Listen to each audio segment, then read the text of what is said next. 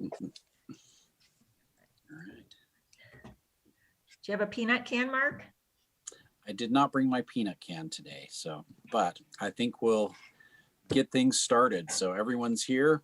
Thank you so much for joining us for the Logan City Municipal Council today. Just wanted to give everyone a happy Groundhog Day since it is Groundhog Day. And we're hoping for 6 more weeks of winter so we can get some more snow for our valley and water for our crops and for us to enjoy this summer. That would be really nice. Normally we would do our opening ceremony right now, but we're going to just skip just a one slight change. I would be open right now for acceptance of minutes, a motion for acceptance of minutes, and also approval of the agenda. I will move acceptance of the minutes and approval of the agenda. I will second that. I have a motion and a second. Everyone in favor, please say aye. Aye. Aye. Aye. Any opposed? Excellent. Thank you so much. Mayor, I'll give you 1 second to read our notice, and then I'll turn the time over to you. So in compliance with Utah Code 52-4-207, I, Mark A. Anderson, as chair of the Logan Municipal Council, make the following determination in order to hold an electronic meeting without an anchor location. Based on the rising cases of COVID-19 in the Bear River Health District and State Public Health Order 2020-18 adopting COVID-19 transmission area restrictions, categorizing our county designation as a high transmission area, it is determined that gathering in person for the regular city council meeting is a risk to the health and safety of those present. According to corona.utah.gov, people at higher risk for severe illness include older adults, people of all ages with certain underlying medical conditions, and pregnant people might also be at increased risk of severe illness from COVID-19. Longstanding systemic health and social inequities have put many people from racial and ethnic minority groups at increased risk of getting sick and dying from COVID-19. Given that members of the council and community who are required to be in attendance or may choose to attend have these risk factors, a virtual meeting without an anchor location will be held via Zoom. Logan Municipal Council meetings are televised live as a public service on Channel 17, Logan City Facebook page, www.facebook.com/City of Logan. To listen to the meeting by phone, please call 1-669-900-9128. And for our opening ceremony, Mayor Daines, our state of the city, please. Thank you very much. Good evening, everyone. I postponed my State of the City address from January, hoping we might be meeting again in person, but that is still not to be. What a year. The past 12 months brought a global pandemic that none of us ever imagined. We also had an earthquake mid-March, just as we were shutting down to try and fight coronavirus. The nation and even Salt Lake City experienced violent protests after the death of George Floyd. We did have protests in Logan, but fortunately they were peaceful. And the Washington Post even picked up a story about our city police chiefs taking pizza to the protesters and having a conversation with them. Add to that list a 100-year windstorm in September that toppled many trees throughout the city, especially in the cemetery where the tree roots pulled up water lines and service roads, taking city crews from cemetery, forestry, and public works 3 weeks to get it cleaned up.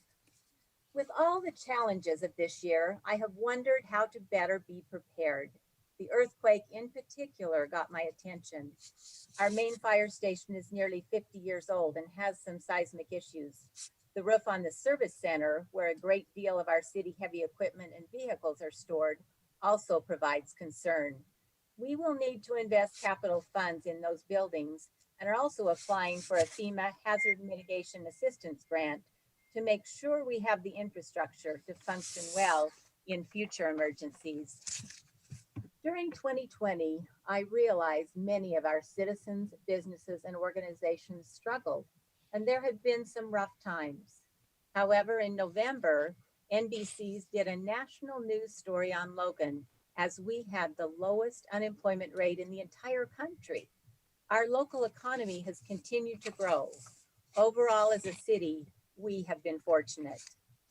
Last March, at the request of the governor, some of our employees worked from home if they were able to do that. And for a time, we closed City Hall, the library, and the recreation center in order to flatten the curve.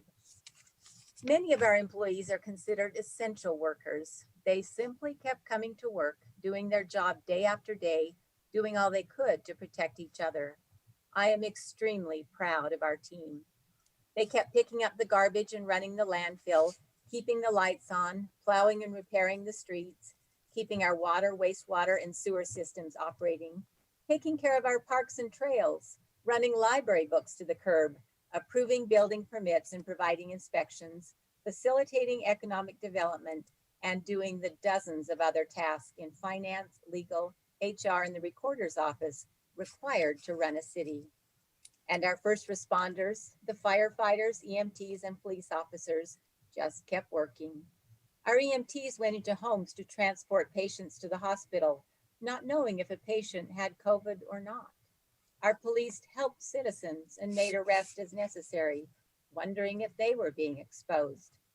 Our city council kept up with their duties, either hosting socially distanced or online meetings.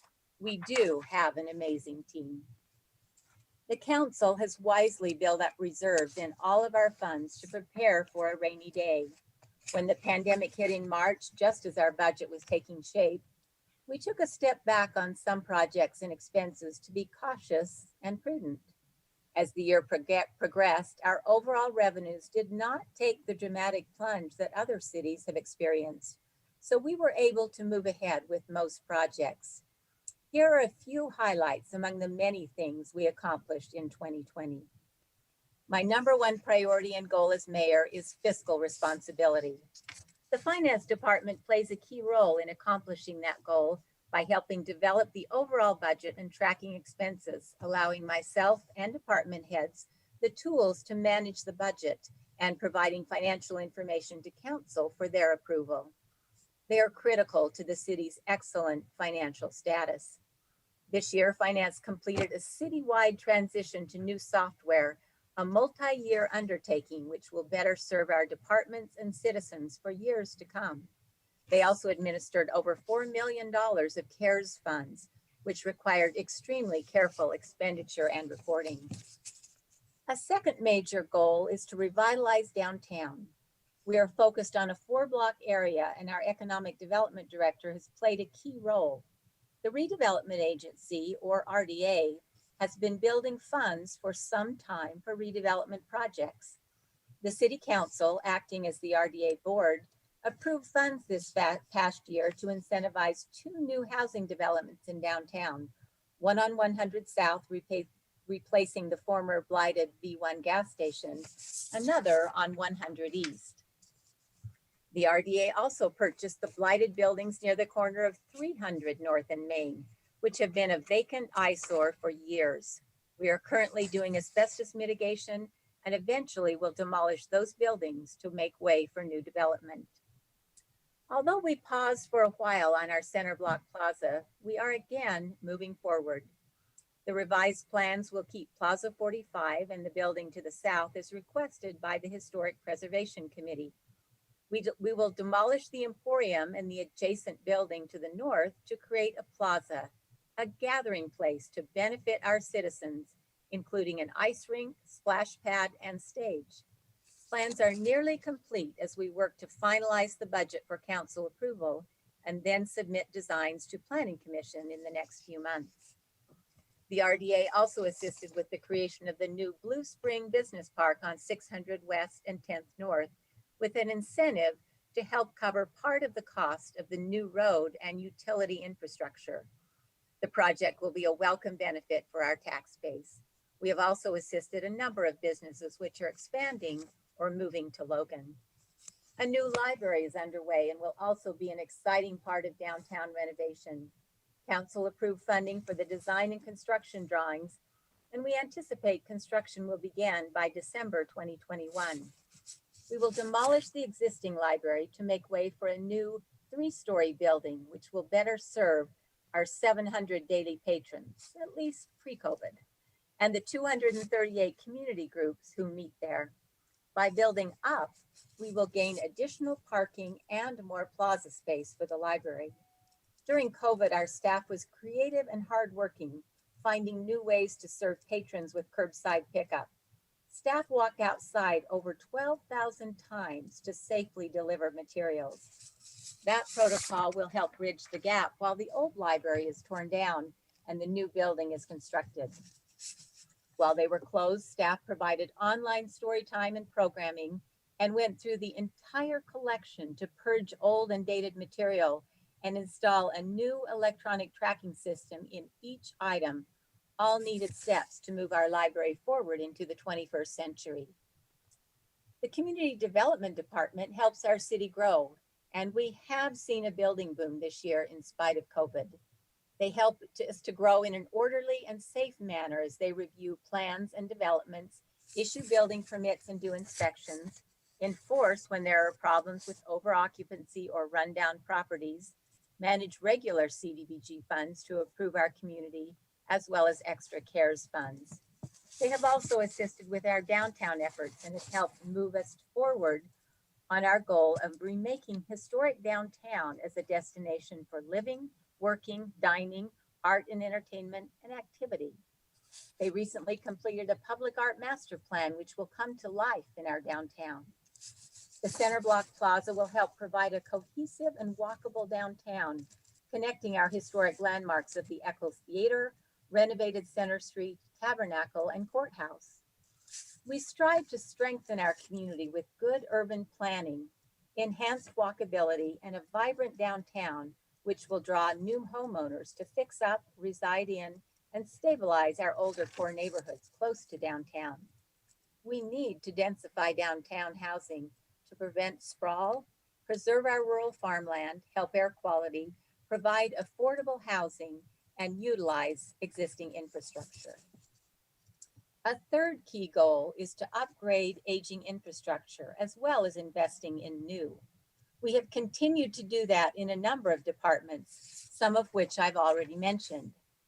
The Environmental Department has begun partial closure of the Logan landfill and is managing construction of the new $150 million wastewater treatment plant, which is on budget and on track to be completed in October, followed by startup testing activities.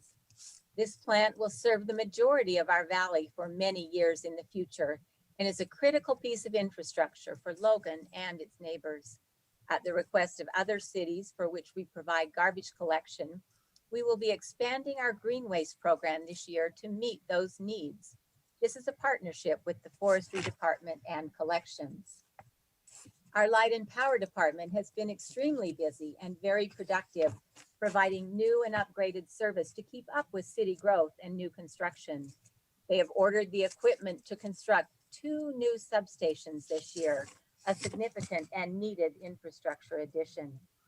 The city withdrew from the proposed UAMP small-scale nuclear project, but the department continues to be proactive in examining options for future clean power needs, including a study phase with UAMPS for 5 megawatts of power from a plant that will combine solar and batteries. The city also joined the Utah Climate and Clean Air Compact, a group of nonpartisan business, city, religious, and nonprofit leaders who approach those challenges using the Utah Roadmap, developed by the Kem C. Gardner Institute. Public Works has replaced 8 out of 10 vehicles as part of a $1.5 million targeted airshed grant, and the remaining 2 will be done this year, making our fleet cleaner for the environment. Our Public Works Department includes engineering, water and sewer, streets and stormwater, facilities, GIS, fleets, and shops. They support projects across the city, including downtown, the library construction, parks and trail projects, CDBG projects, as well as repairing and building new sidewalks. Water infrastructure improvements this past year included upgraded valves and pumps at the city culinary tank site and building reserves for a new water storage tank in a few years.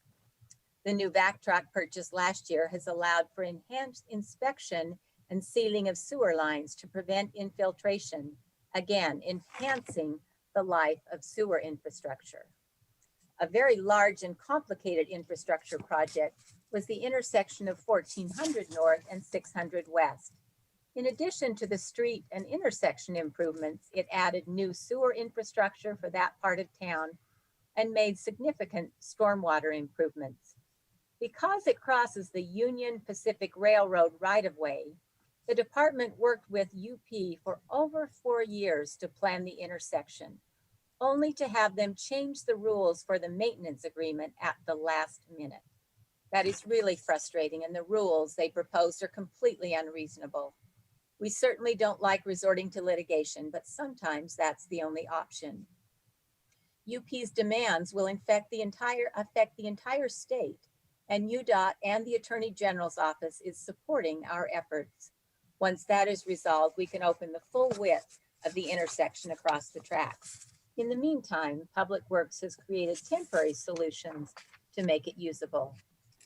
The engineering department also completed design for a new bridge at 100 West and 600 South, and they received a Council of Governments grant for $2.5 million to match the city's $2.3 million investment in this important infrastructure. Construction should begin no later than 2023. They are also designing and applying for a UDOT grant for a potential tunnel under Main Street at 600 South that would connect the trail system on both sides of Main Street, a goal we are working towards if we can get funding. The Parks and Recreation Department was significantly impacted by COVID, with many disappointing cancellations and closures. The rec center has been closed or had reduced programming for much of the year. The aquatic center was closed all season, although the silver lining there is it allowed us to complete much needed capital improvements, which require warm weather to complete before the 20th anniversary next year. The fireworks and 24th of July events were canceled for COVID safety reasons, as were many of the recreation programs. Our playgrounds were even closed for a while. We are still suffering some of those cancellations, but hope next season will be better. The bright spot is our parks and trails provided much needed recreational infrastructure for our citizens. Usage experienced a dramatic uptick as folks enjoyed the ability to get outdoors and recreate safely. The other really good news is golfers turned out in droves to the Logan River Golf Course. Our staff built on other improvements they made last year and worked hard to make golf safe during the pandemic. And they were even able to put funds in the reserve account for future improvements. And that's the first time in many years they've been able to do that. Parks also completed the 1700 South Park and walking trail in the Logan Soccer Complex. Improvements funded in part with grants from county RAPS tax and the federal Land and Water Conservation Fund. The legal department supports all city departments and handles our risk management program. With the continued efforts of all our employees, Logan has gone over 2 years without a lost time accident and continues to be 20% lower than other municipalities in the state in loss exposure, providing substantial savings on our insurance premiums. Last year, our workers' comp premium decreased by nearly $35,000. Our city recorder's office helps keep us on track by handling a multitude of documents in an extremely organized and professional way. 2021 is a municipal election year with the term of mayor and 2 council seats on the ballot, and the recorder will run the city election. Our HR department has had a busy year staying up to date on COVID protocol and assisting our 435 employees. I mentioned our police earlier and the way our chiefs handled the protests by listening to the demonstrators. It was a tough year for police officers, as a few bad officers across the nation caused much scrutiny for police. Our police team immediately reviewed city use of force policies, and I'm pleased to report we had to adjust very little to be in compliance with best practices. We did make some minor revision, as well as added further training in de-escalation tactics. Our officers have also been provided improved options, tools, and training for non-lethal force, and each have a daily training module they complete highlighting current topics, as well as the 40 hours each officer is required to train annually to recertify. All that on top of their routine duties to keep our community safe. Our police officers respond to difficult and traumatic situations on a regular basis, and they have implemented critical incident stress management training to help officers deal with the ongoing effects of those events. Our fire and EMS department wrapped up the SIMS agreement, which, given the growth of the county and significant increase in county EMS calls, no longer worked well for Logan citizens. They consolidated service with North Logan, providing more depth of fire and EMS services for both communities. We now have fair and equitable contracts with North Logan, Providence, River Heights, and with the county to cover College and Young Ward and Logan Canyon. Fire also applied for and received a clean air grant toward 3 new fire engines and received grants for additional personnel. It is a challenge to recruit paramedics, so they sent 6 employees to paramedic school, which will help our ranks significantly. Their crews constantly train and improve their skills in a variety of ways to be prepared to serve our community. It can be a tough job to respond to accidents and fires, and they have also implemented a critical incident stress management training for crews and families, as we need to keep our first responders both physically fit and mentally healthy in their challenging world. In summary, we have worked hard to serve our citizens in this difficult year. I know we all hope that when the calendar changed to 2021, there would be a magical improvement.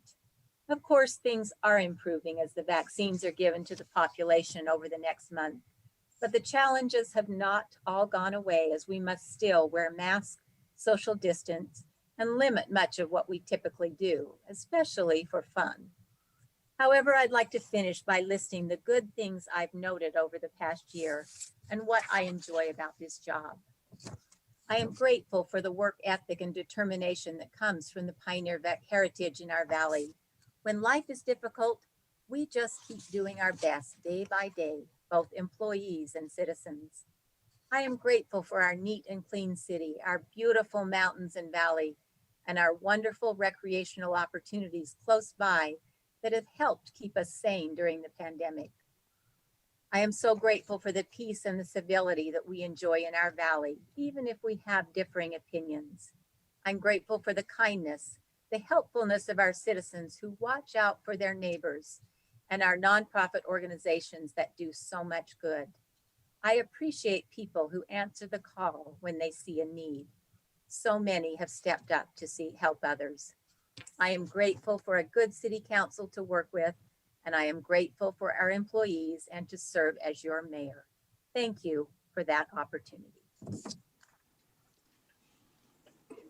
Thank you so much, Mayor. It was a difficult, challenging, and stressful year for everyone, but I love that you focused on all the good things, and hopefully you're satisfied, content with a lot of the accomplishments that we were able to make despite the challenging year and all the adversity as well too. So congratulations, well done. Thank you so much. Thank you, and I appreciate your help and cooperation. Yeah. Don't we all? I had completely forgotten about the earthquake. I haven't, believe me. I know. I was just like, when you said that, I was like, oh gosh, that's right. That was this year too. Mayor, could I ask you a question about that intersection with Union Pacific? How is it compromised right now as a result of Union Pacific? Well, we have widened the intersection everywhere except over the railroad tracks, because Union Pacific is the only one that can do work in there right away. So we have this beautiful new intersection. However, we've had to narrow it over the Union Pacific tracks until we can get it resolved, because their demands for the cost of a maintenance agreement was totally unrealistic and out of line with what state regulations say. Okay, thank you. And it's now a signalized intersection, is that correct? It is. So the signal helps, but again, it's not functioning up to its full ideal potential until we get that resolved with UP. Okay, thank you. So right now, there are Right now, there are 3 lights and 1 lane going over the railroad tracks. So Because there's, they still have to have the sensor to sense if there is a train coming. We typically only have 1 or 2 trains a week, but so Yeah, it's been problematic, but we're still working yeah, on it. so the bank of lights looks really large compared to how wide the road is right now, but the road will widen out to make it all look the way it's supposed to eventually. Hopefully soon, hopefully soon. So that will be nice. But again, thank you so much, Mayor. Um, Our 2021 regular meeting schedule will be the first and the third Tuesdays at 5:30. And our next meeting of the council is on February 16th of 2021. Uh, Questions and comments for the mayor and council. We continue this agenda item is suspended until we can once again have in-person meetings. In the meantime, please email comments to teresa.harris@loganutah.org, who will distribute them to the mayor and the council members. And as far as I know, we didn't have any questions submitted so far for this council. Is that correct, Teresa? Correct. All right. Thank you so much, Teresa. All right. Let's moving on. Mayor Daines, we will hear from you about our new human resources director. And if you want to continue with the board appointments as well, too, that would be wonderful. Perfect, thank you. I would like to invite Ambry Darley to turn her video on so we can see her smiling face. And I am really pleased, so welcome Ambry again, for those of you that can see the video. We are really pleased to announce the appointment of Ambry Darley as our new Human Resources Director. And as a department head, we ask council to ratify those decisions. We are really excited about this because it's an internal promotion, and Ambry has been training on this and, you know, getting up to speed for the last year. We always enjoy when we have qualified people internally that we can promote. And so we welcome her to the executive team. She started out in finance and understands payroll inside and out, a critical skill as she deals with employees. And we welcome her and would ask for a formal ratification for her selection from the city council. I would move that we ratify that. I will second. It's been moved and seconded. All those in favor of ratification for Ambry, please say aye. Aye. Aye. Any opposed? Ratification passes. Thank you so Excellent. much. Do you have a couple of comments for us, Ambry? Yes, I want to say that I'm very grateful for this opportunity and thank you guys for this because I truly do love working at Logan City. It's a great place to work. I've been here for 9.5 years and the employees here are awesome to work with. So I'm very excited for this new position and to continue the growth and doing great things that we can do for our employees. Excellent. So Holly, I see that Greg might be on here. And we will recognize Greg. He doesn't formally retire until March. So Ambry is, again, she'll be sort of training and doing the job alongside him until then. So at a future council meeting, we'd like to recognize him officially before he retires for his 15 years of service. Good, good. Thank So you. is he going to take a job as a free starter at the golf course then? Yeah, I think that's retirement years? his retirement job. Exactly. He can give us feedback about how the course is doing. All right, moving on to item 6B on the agenda, the board appointments for our Public Arts Advisory Board. Again, I mentioned that in my State of the City that community development has helped over the last 1.5 years, really, put this plan together. We had a great set of consultants, but we've had also a lot of good work done in-house. And we have a number of excellent citizens that we would like to appoint to that board. It's quite a long list. Council has the full list in front of them, so I won't take time to go through the entire list. But again, they represent a great sort of cross-section of our community with expertise in the arts and the community. And I think they'll be a great board as we implement our plan moving forward. So I'd ask for their ratification as well. I'm impressed with that group and would move that we ratify that. So I will second that. Whoops, you're muted, Mark. Mark, you're Thank you. Thank you so much. All right. Our board appointments have been moved and seconded for ratification. All those in favor, please say aye. Aye. Aye. Aye. Any opposed? All right. Ratification has been approved. Thank you so much, Mayor. All right. Moving on, let's go to Megan Jacques, SR 30 project update. Are you with us, Megan?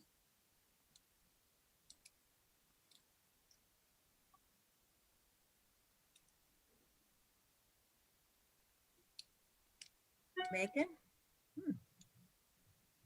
Is she on as a participant instead of as a panelist? Sometimes people end up as an attendee. Let's see. I'm looking right now. So Don't see her name on anything. got I see a hand up from Dave Adamson and a Tiffany Carlson, but I don't see anything from Megan. Well, they are with UDOT, so they may all be together. Yeah, and I did verify with her, and she said she did receive the link, so she's But maybe she's with Dave again. true. Yeah, so you just had to, whoever, I think you're the host, Mark, you need to Yes, just switch them to panelist. allowed to talk. All right. Are you there, Megan? This is Dave Adamson. Am I coming through? Yes, you are. Okay, Dave Adamson, I am the project manager for the SR 30 project for UDOT. Oh, very good. Megan, good. How are you all doing? Thanks for taking some time with us tonight. I think we have a limited amount of time, so I want to be somewhat brief with our conversation, but I'll be here as long as you want me to. Just kind of wanted to touch base, give a quick update on the status of the project. It's moving forward, and we've basically got design done, but we have a lot of right of way and other hurdles, regulatory hurdles we have to jump over. So we're hoping that we'll be advertising the project in about a year from now and starting construction in the spring, summer of 22. And I think most of you are familiar with the improvements of the road. We do have a diagram. I'm not sure if we're able to share that or not. I think Megan had that, or I'm not sure Tiffany has that. Let me see if I can let Tiffany in here. Can she share? Is she able to share something? Tiffany, do you I've have changed, that? I've changed Tiffany to a panelist, so she should be able to share her screen. I'm here. You have it. Do you have that, or does Megan have the diagram? I've got it. I'm bringing it up right now. Can you? Wonderful. Terrific. Thank you so much, Tiffany. Yeah, thanks for, I'm like yelling at my screen. It's me. Tiffany, Tiffany is with the consulting firm D. I'm sorry, I almost said the wrong consulting. You almost said it, Dave. I Avenue almost said the wrong way. Consultants. Avenue Consultants. Go ahead. Yes, Tiffany. and Derek is here with us too. I don't know if we need him to answer any questions, but can you guys see my screen okay? Yes. Yes. Okay, I'm gonna mute myself, Dave, so you can go for it. Okay, and I'm going to briefly go through this, but please stop if you want the mayor and council, if you want to talk about anything more. I don't want to read these slides to you because that's a little redundant, but I think most of you are familiar with the project and what's happening with it. Widening the road, 2 lanes in each direction for a section, and then through the middle area, about 1 lane in each direction. And then in other areas, we have 2 lanes and 1 lane. I think you probably all know the history on how that came to be during the environmental document. The exciting thing is we are putting a trail on the south side, and so that'll be a nice asset to the community, to Logan City and also Cache Valley. Is that a paved trail for bicycles or? Yes. Wonderful. It'll be Paved wonderful. asphalt trail, yes.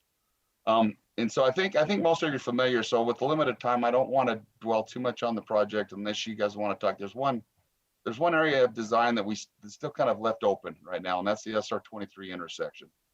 Now, granted, SR 23 and 30, doesn't reside within Logan City, but being Logan City is the largest town and the largest city in Cache Valley, and a lot of your residents use this as they traverse to Tremont. I think it's important that you also have, some input into what we do at this intersection. And so right now we're looking at 2 different options on this intersection. One is to just leave it as is, widening out SR 30, but then just leaving stop signs on SR 23 where vehicles have to traverse across the additional widened lanes, either on a left turn movements or going through 123, going north or south. The other option is what we call an R-cut intersection.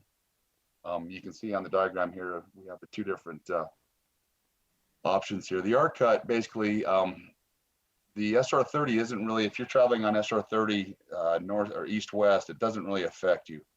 But if you're trying to turn on to SR23 from 30, or if you're turning from 20, or if you're traversing 23 through SR30 or left or going east or west, it does affect you. And basically, it takes the movements away from the intersection. See, the problem with SR23, especially as we widen the road, is now those vehicles, when they come, let's say you're traveling north, Wellsville, and you want to turn left and go towards Tremont. You've got to clear traffic coming from the west and also from the east. You got to find a gap and then shoot that gap and get in there, which is kind of scary when things are busy.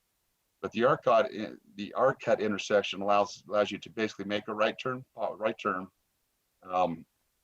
go a little bit of ways. Can we go to the east a little bit, or is that the one on the? We'll go with that one. So let's say the top is south. So this is kind of an upside down map. The top, let's say that is south, and you're coming north, and then you turn there, traverse across, get on the inside lane, and then wait for a gap, and then come back around. The beauty of this type of an intersection is the fact that you only have to traverse one direction of travel at a time. And you do have refuge lanes. You can see that once you find a gap, you can shoot right across and right in that inside lane and not have to impact through traffic on SR30. And then also, after you come up and do the U-turn, that you actually do have an acceleration lane that goes through and allows you to merge back in. Now, this is basically the west side, so I'm talking backwards, but it works in both directions because we'll have these through turns on both sides. So it's quite a bit safer. There's some studies that we recently come across, 7 or 8 studies, or 6 or 7 studies that show a tremendous amount of safety improvement with this type of intersection over just a grade separated stop sign in these type of rural intersections. So we're promoting this as an option. However, without local support of it, we probably will not do it. And so that's why we want to bring it up to you. We've met with the Cache County Council. We've met with a number of cities and continue to meet with cities out west, the smaller city or the smaller towns, I won't call them city, smaller towns out west, discussing this. And so we want to get your input and maybe, make sure it's okay, because this is a different type of intersection and some people are a little nervous about it. And without local support, we don't really want to put it in. So go ahead, you have a question? Is there an increased cost with the R-cut? It'll cost us a little bit more, but not significant. Okay. A little bit more right away, a little bit more pavement, but the safety is well worth it. The safety improvements are going to be well worth it in this intersection. David, how does somebody make a left turn to go south after heading west and making a left turn? Okay, so you're going from Logan and you want to go to Wellsville, basically? Yeah. Okay, so you would go through the intersection. So to the right would be east and to the left is west. You would go through the intersection coming and then basically come to, so come through the, go back. Oh, right there. So you're going to go from right to left. You're going to come through the intersection and come to the far left of the screen. And you see that little U-turn. You'll do a U-turn, come around, and then do a right-hand turn on to SR20. Okay, so it's the same thing going the other. Yeah. Right. So it's a little bit of out of travel. It's a block or so out of direction travel, but it significantly increases the safety. And our traffic and safety people are really pushing. We're pushing it too, just because as this traffic increases and as we're widening SR30, it's going to be harder and harder for SR23, for people moving on and off of SR23 to make that movement where you have to get a clearance or get a gap in both directions of travel. And so Is the R-cut semi-friendly? are they what now? Yes. Is it semi-friendly? Okay. Yes, we've sized this for all sorts of farm equipment and semis. The radiuses that we're building this with, I mean, it's all about design, and the radiuses that we're building it with and the spacing will allow semis to traverse it, and also farm equipment. We've looked at that. I know that's been a question for those in the rural areas out west. Are there medians that protect a vehicle that's trying to make that U-turn, but has to Yes. wait a little bit? Yeah, there will be a median, so you won't be able to traverse SR 23 straight across. As you come up to SR 23, there will be a tall median, not just there will be a barrier right there, basically, not allowing that movement. So you can't have someone cheating the system. I have that's- two and at quick the point of the questions. U-turn, Was there Sorry. another question? I do. I have two quick questions. Yes, One, Mayor. have you used this design elsewhere in the state successfully?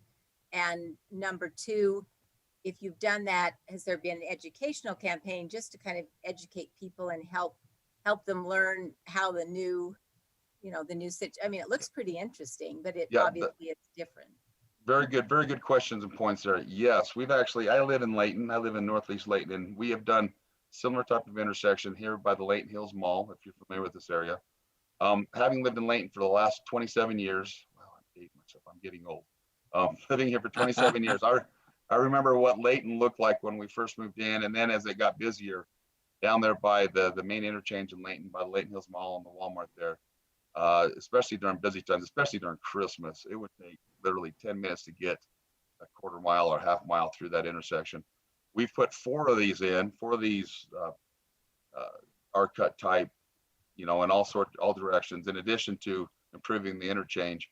And it flows extremely well now, extremely well, and a lot safer. The problem with intersection, I think we had a graphic there. Go to that one graphic without the intersection and all the conflict points. The problem with the traditional intersection on a busy road, somewhere here, where's that one? There we go. Is you have a lot of different conflict points. You can see on that top one there, there's all these different conflict points where it's kind of prime real estate. That intersection is prime real estate. Everybody wants to use it at once. You got left turners, you got people going through, you got right turners, you've got all those different movements trying to use that same little chunk of ground. And it causes a lot of conflict points, and it's also limits how much traffic you can push through that prime real estate. With these R-cut intersections, we kind of spread that ground out of that terrain out to where we're only making certain movements at the intersection, and we're moving other movements away from the intersection. So it's more efficient. In Layton, we did it more for the efficiency, I think. Here on this one here, I think the safety aspects are going to rule the day with respect to why it's a good option to use. it's like an elongated roundabout.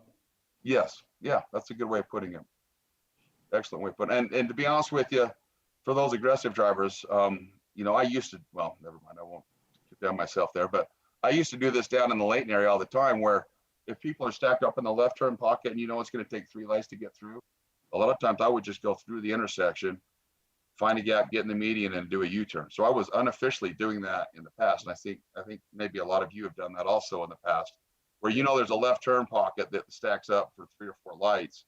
You're not going to wait in that. You're going to go through the intersection and try to loop back around. And so it's really kind of just formalizing that movement that some of us have done in the past. If it improves safety, I think it's a good idea. Again, I would request some kind of an education campaign for the public yes. to understand, but. Yeah, and sorry, I forgot about that, Mayor. That was the second point. I went along there, but yes, we do have educational points, little videos we can distribute out on the web, even link them to the city webpage so that people can understand, or the county, so they understand how to drive them, how to make those movements. We have some of those for other ones. We can make a special one just for this one. It's more specific to this one. But yes, we'll do that as part of the rollout of this intersection.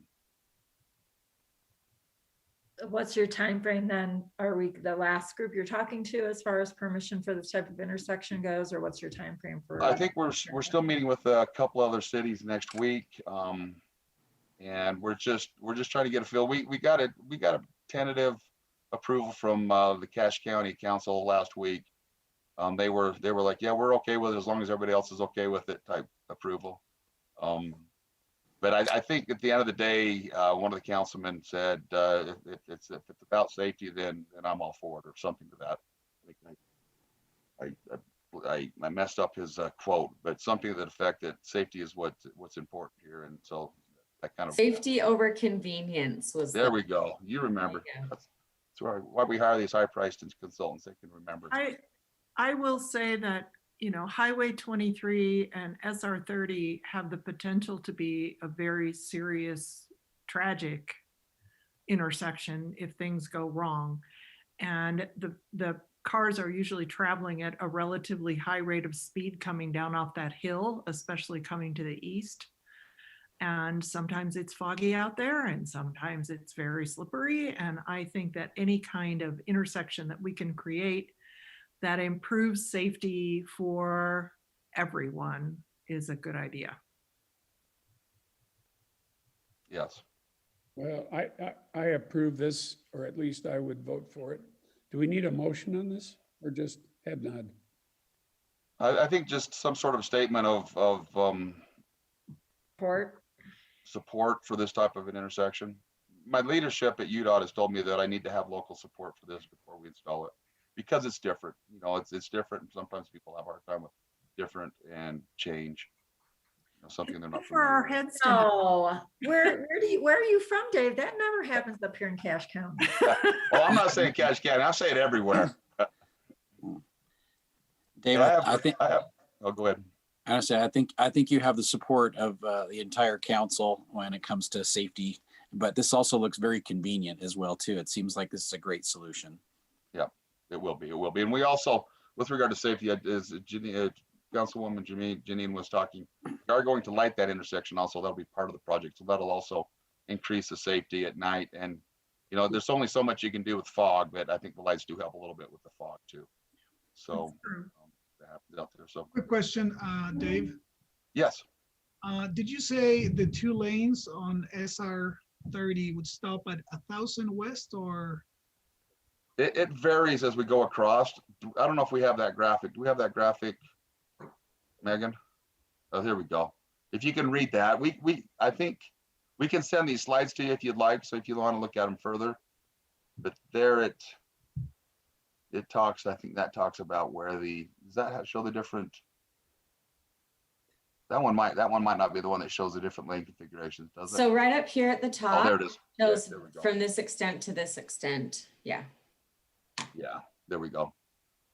So 5 lanes to there. The 5 lanes means that we have a full median is what the extra lane is. And I know that there were some concerns. There's a lot of wetland out there, and so you can't have a wider road without a huge increase in cost to do it. So I think that's where your 2-lane piece comes in, if I remember correctly. Yes. I was involved with the environmental document. That was another project manager, but from what I understand, when that happened, that they do future demand models, traffic models on this, and the future demand that they had did not warrant the additional cost and impact to those wetlands in the middle.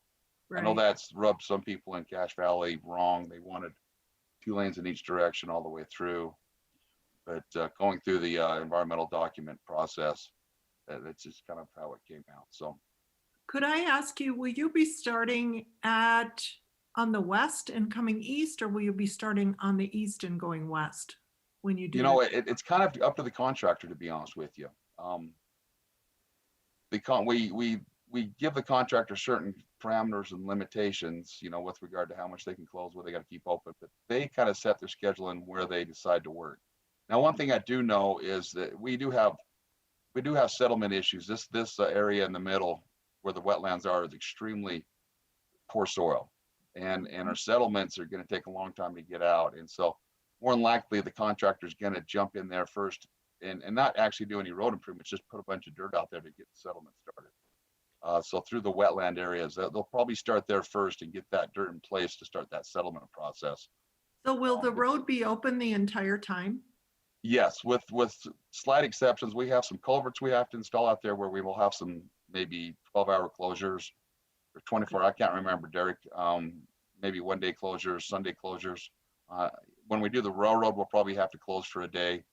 But for the most part, the road will be open, 1 lane in each direction, and vehicles will be able to traverse there. And when we do have those closures, we'll publicize those well throughout, so people are with signage and working with the local municipalities to make sure the word gets out that that's going to be closed for a short period of time. There's a certain types of work out there that we can't do without just closing the whole thing down. Right. But it's going to be very limited to only probably a few days. and not all at once. Excellent, thank you. Dave, you show a 12-foot separated multi-use recreational trail. So that's east and westbound trail, I guess. Yes, both directions, yes. And they're separated? Yeah, it's separate from the road. In most locations, it's separate from the road. There's a couple of places where we had to pinch it in close to the road due to constraints, right-of-way constraints, building constraints. And on the east side up there in the city area, we actually had to make that part of the sidewalk. So on that, you see where the pink is up there, it'll be a 10-foot multi-use recreational trail. It'll actually be the sidewalk, will be that multi-use trail. We But got up into the city area, our impacts to the local businesses were great to try to continue that asphalt trail that was separate from the road. So it'll actually just be part of the sidewalk there in that eastern city But the portion. east and westbound lane of the 12-foot, those aren't, there's not a median or a grass between those. It's just one 12-foot patch, right? Yes, of the multi-use trail. Yeah. Yes, yeah, it'll be one, yeah, with a line down the middle to keep And people. the 12-foot is again 12 feet of pavement, or does it have a grass patch in the middle or something? It'll be 12 foot of pavement, and there will be a little bit of shoulder and a patch and a little bit of grass between that and the road in most sections. And then what is a buffered bike lane? What does that mean? Oh, we actually are putting bike lanes also on the actual pavement on the shoulder. So they'll actually have bike lanes for those that don't want to, probably your more aggressive bicyclists will want to use that bike lane that's on the road. The multi-use trail is more for jogging, hiking, rollerblading, and family biking, where you don't want to, we want to take the younger kids on bikes off of the main line. Just a painted lane, okay. Yeah, basically just a painted lane on the shoulder. How many miles of trail will that be? I think about 7 miles. I think the project is about 7 miles long. Am I correct there, Derek? Wow. Roughly 7, or Nice. Megan? Yeah, so about 7 miles. Yes, that's about 7 miles, yeah. Any Oh, other one questions? Oh, go ahead. I was going to say, go ahead, Dave. We have one other bit of scope we got added late. We also are putting pedestrian on the left side. You can see on SR 23. We also are going to put a pedestrian undercrossing there also. So we took care of the vehicles with the R-cut intersection. It's going to help them, but it's not, that wouldn't, you still, the pedestrians still have to play Frogger trying to cross there. So we were able to get the funding to put an underpass at that location. So any pedestrians and or bikes that want to cross 23 right there would be able to use that underpass and safely cross SR 30 north to south, south to north. Little Red will be so happy. Little Red. Any other questions for Dave and his team from the council? Great report. Mayor. I Yes. really appreciate the time you've given us today, and feel free if you need in the future want to discuss anything else with regard to the project or any other questions come up, please feel free to contact me or my team, and we'll be happy to come into the council meeting or just talk directly with any of you about the project at any time. So Thank you. Thank you. thank you very much. Dave, Have a nice thank you so evening. much. Thank you so much to you and your team both for the great update and for the excellent work. Thank you so much. Thank you very much. Thank you. All right. Okay. Next up, Vice Chair Simmons, would you give us a Planning Commission update, please? Certainly. Last Thursday, Planning Commission met and they reviewed 2 projects. One was a proposal for a new short-term trailer park across from the Zollinger Cold Storage on the Blacksmith Fork or Spring Creek. I'm not sure which river it is that's right there. And that was continued until March. So there was no decision made on that. And the other project was a proposal to build 3 restaurant pad buildings in front of the new wealth management building that has just been completed on South Main. And the design drawings looked really, really nice. And I think it will be a nice addition to the front of Main Street and hopefully 3 more restaurants. So, And they were approved. Were they approved? Yes, they were approved. Okay, very good.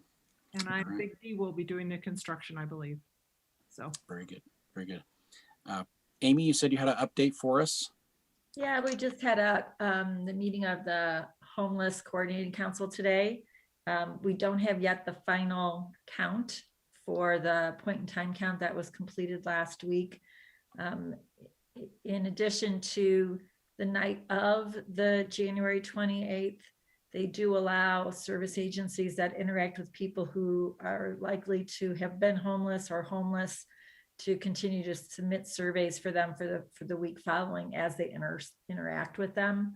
So we're still waiting for those final reports from some of the social service agencies here in the Valley. The initial number looks like it's going to be lower than last week. And some of the discussion around that surprisingly was linked to COVID, in that in the past, since there were 24-hour places open that individuals could go to for shelter or to try to be unobtrusive, with those places now no longer open this year, it's more difficult to identify where people might be that are unsheltered. So if you think about it, if you're parking in a Walmart parking lot at 4 o'clock in the morning when the store is open, it's a lot less obvious that you're there sleeping in your car than when you're the only car in a parking lot. Or if Denny's is open or McDonald's is open at 4 o'clock in the morning, you can be in there having a cup of coffee and obtaining shelter. So, but I will give you all a report on those numbers when that's finalized. I just want to add one quick piece. It was really interesting to participate in that, and it's given me new eyes as I am out in the city. When you're out at 4 or 5 in the morning and you're looking to see if the windows of a car are a little bit steamy, or you're going up to a storage unit facility and you're looking to see that if the lock isn't on, because you're not going to lock yourself in to a storage facility, but you're looking to see if the lock is off, or if the garage door is open up a crack. It kind of makes you realize how we really do have an issue here, and it's up to all of us to maybe open our eyes a little bit more to see the people that are in desperate need of shelter. So I encourage everybody to kind of open your eyes and look a little bit more closely, because there are definitely people out there in our community that need our help. Amy, thank you for sharing that information with us. We do need to keep our eyes open a little bit more for our neighbors, for those around us. So thank you for the update. Yeah. Vice Chair Simmons, would you give us an update on the voter district committee report? I'll be happy to do that. As you know from your packet, you have received the output of the voter district subcommittee that was appointed last January and February by Amy when she was the chair. I took over that committee in June. We had a couple of in-person meetings and a couple of Zoom meetings. I can go over their charge. Originally, they were asked to follow a framework, and the framework was to create the current condition and a historical view, a comparison of Logan to selected peer cities, the necessity of value to changes in the election process, future impact of population growth or population shifts, the community benefits or detriments that might be expected by implementing any changes, any legal requirements which must be met in order to effectuate any change, and expenses associated with any changes. Additionally, they were to give consensus comments and minority comments. There is an overview at the beginning of the report, and attached are the various pieces of the report that were created by the members of the committee. And I would like to thank all of them for their hard work. And I will turn it over to the council for us to mull over and work through. There you go. Amy, I don't mean to put you on the spot, but what was your intention for the council to do with this report once we received it? So, well, obviously for those people who may not be aware of how this came about, we did have a councilman, Jess Bradfield, who raised this under other considerations with the council back in October of 2019. And due to the timing of that and the fact that we were in the middle of an election, it was felt that it was really not the appropriate time for the council to look at it. So during that time, I had made a motion that a committee be appointed by the chair in the following year to look at this, and then surprise. Not knowing that you were going to be chair. The chair. So, and I will say the original intent was to have the neighborhood council chairman serve in the role on the committee so that we could get a cross section, and also to actively include 2 members of council, a member of the legal team here in Logan City, and Teresa Harris, who runs the elections for the city. I know in trying to put the committee together, several of the neighborhood council chairmen declined to participate. And so several of the members of the committee were appointed either by those chair or by those neighborhood council committees to serve on it. So it kind of morphed a little bit. And I know that because of that, the things got delayed a little bit from when the council approves putting the committee together. And then COVID hit, and then Tom had encountered some health issues. So we reappointed Jeannie as the chair. So I know it took a little while to get the committee going. So my hope was going to be that this group of individuals could do some of the information gathering on behalf of the council to pull together information, to work closely with the city staffers who are assigned to the committee, and bring forward that information for all of us to peruse and look at. So I think it was an intentional thing. I will be honest that it was a report, because it really is the purview of the council. It's our responsibility to recommend and make any change and move it forward. So I really appreciate as Jeannie said, all of the effort that the individuals who were willing to volunteer to do this put into place. It's pretty hefty right now. And I do know that I've already asked Jeannie if there would be the possibility that we as council members could have access to the Google documents that were also used as the committee pulled their report together. I know that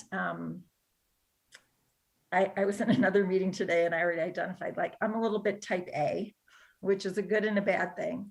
So I appreciate the information that's been gathered. And now I feel like it's our responsibility as a council to take this information, to research it a little further if we feel like we need to. As I said, reference those documents in the Google document drive, maybe bring in some other people to give us some advice. It's not an easy topic. Different cities do things differently, which is why I was really hoping that we could have a comparison with peer cities to see how other people are set up, not only maybe here in Utah, but even perhaps around the country, to see what works. I've given it a first glance, and there's a lot of information to parse through. There's a lot of more information I'd like to look at. I just kind of wanted to make one comment. In general, in a lot of times through the report, the word or the term underrepresented is used. And I'm just going to give my personal opinion on this, that it's a little bit troubling to me, because I believe all of our citizens are represented. And it might not be somebody who lives in their neighborhood, or who's the same ethnicity, or the same socioeconomic status, or the same occupation, or the same gender. But all of our citizens are represented by the 5 of us. And so I'm getting a little shaky here, because I really feel like we all do a very good job of representing the citizens. And it bothers me that people are out there thinking that they are underrepresented, that they're not represented by us, that we don't care, that we don't take the time to investigate the things that we have authority and responsibility for. So I think ultimately we need to decide if geography is one of those major qualifiers to determine how we say somebody's represented. And no matter how this turns out, I just really want people to know, I honestly believe you are all represented. You might just be represented in a different way then you might feel the most comfortable with. So anyway, sorry. I mean, I got a little emotional, but Thank, that was thank my you for, biggest takeaway as I was looking through it. I Yeah. was like, it just troubles me that people think that they're underrepresented, that we are making decisions that would put somebody out in our community, that we would view them as less equal or less important, or that we would make decisions that wouldn't be reflective of doing the best for all the citizens of our community. So Yeah. I'll get off my soapbox. That's a long answer to what I think you probably were hoping were going to be a really short question, but hey, that's all right, because really, now I'm chair, you've passed the torch over to me, and I've taken the liberty, and I hope this is okay with the council, but I feel the same way, that the report for me is generating a lot of questions and generating some ideas and some opportunities. And so I've taken the liberty to invite Damon Kahn, who presented to the committee this summer. And he is a professor of political science at USU, and this is his topic of expertise is on voting systems. And so next council meeting, Damon's going to come and present to us the options that we have as a city for our voting system, and he'll go through all of the pros and cons of each option that we have, and really give us an idea of what each one of those systems does best, so that we can really make a good choice in the future of what we want to do. I've also reached out to staff, and I've asked them to compile some more information for us. So Teresa's working on a project. Craig is putting some legal together for us. Other staff is working on some maps and some demographics for us as well too. So I felt the same way, that we need more information, and I really do appreciate what the committee has done. But I'm like you. I like to dig in and kick the tires and take it for a test drive, and come to my own conclusions as well too. And I hope you're all okay with me doing that. Mark, I'd like to make a comment that Yeah, go ahead, Tom. I appreciate not only what you've said, but what Amy has said. And I know she got emotional, and I like that. I like that. I don't. I'm like, I like to pretend I have it all together at all times, Tom, but thanks. A Kleenex to help you.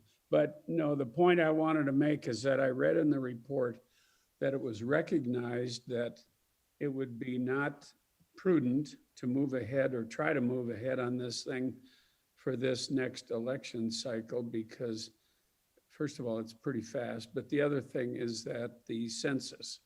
And so I think what I read in the report is that the earliest that anything, if they were going to do something, would be done would be in 2.5 years or so for the 23. So I think this is an important decision, and we shouldn't try to crash into this thing for June, when we'd have to announce for things. Correct. So my charge to you all as council members is take your time, go through the report, use it, abuse it, scribble on it, come up with your own questions, come up with your own concerns. And we've got an expert coming in 2 weeks to help us answer some of those questions. And so you have some time to digest and to go over this, and then we can go in whichever direction you all decide to go when the time comes. Mark, I think Ernesto had something he wanted to say. Oh, yes, go ahead, Ernesto. I heard you smiling and looking like it was time. No, I started going through the report, and it raises quite a few questions, right? But I am with you in doing more research, digging more into it, and to the point of Amy of comparing to some of the peer cities. I would love to see the history on those systems, and how did it improve or deteriorate the participation of their citizens once they implemented changes for one way or the other.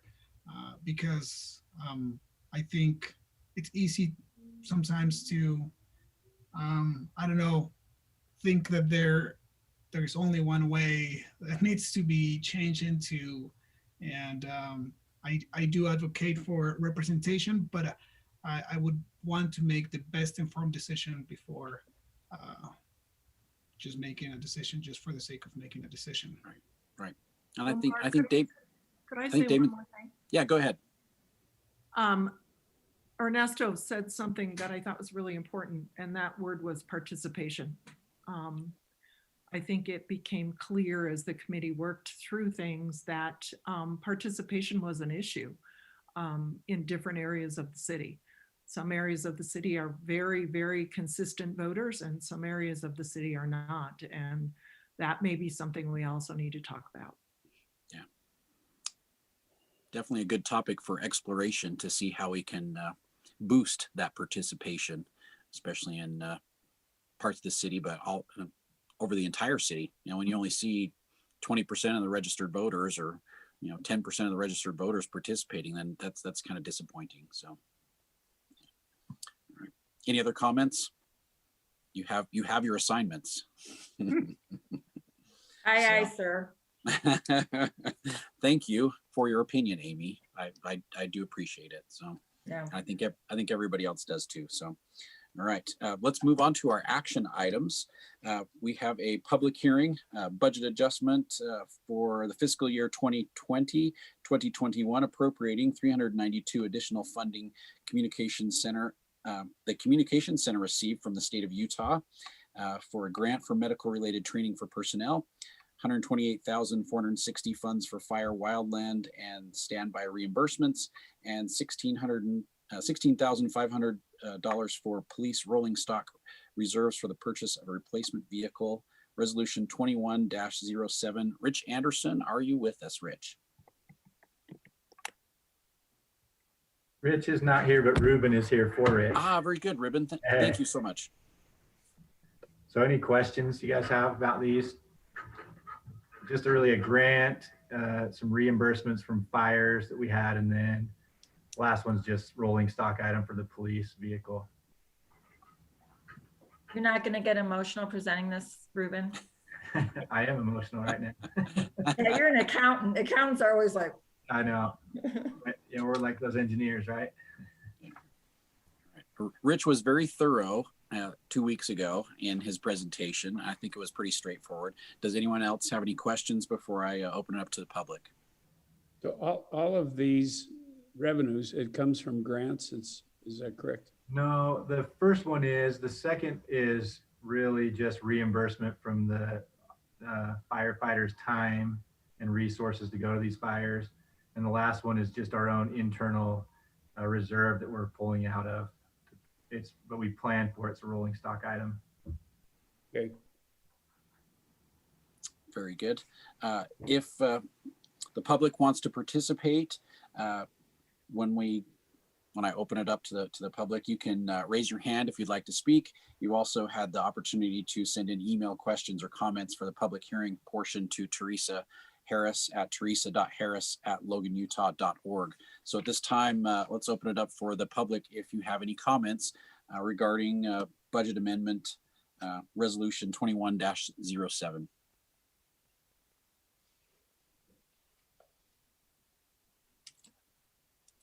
All right. I'm not seeing any comments, so let's bring it back to the council, and I am open for a motion. I'll move approval of 21-07. And I said that, Amy, with as much emotion as I could muster. I'll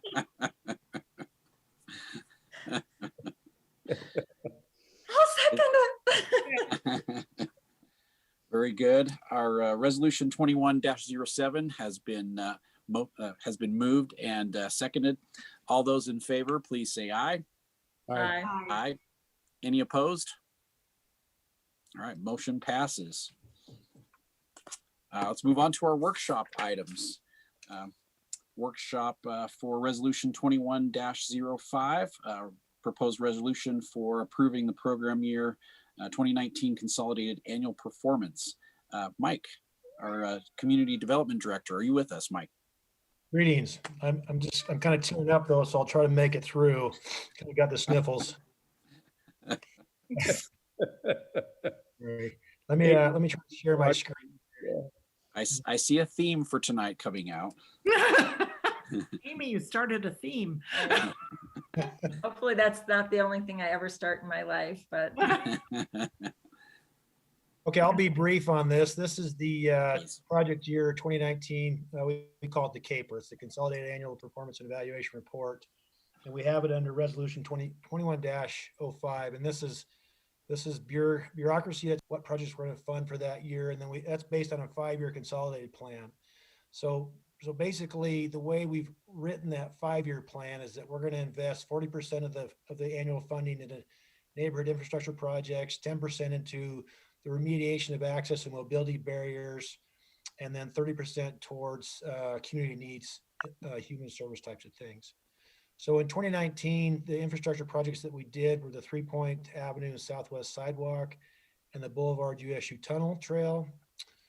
So the 3 Point Sidewalk, that was completed last spring, basically spent about $260,000. It benefited 6,200 residents on the west side of town, put in all these different things. I think you got a copy of these slides, so I won't go through them, but it's a pretty good project and a pretty big project. The next one that we did was the Boulevard USU Tunnel Trail. We constructed an 8-foot wide multi-use trail along 4th North up to USU, and it connects down to the boulevard. And that one is a big user for USU students. hey, can I interrupt really quickly? I just got a text from someone that our Facebook feed dropped. I don't Okay. know if Jeff is available to look into that. Sorry, Mike. That's okay.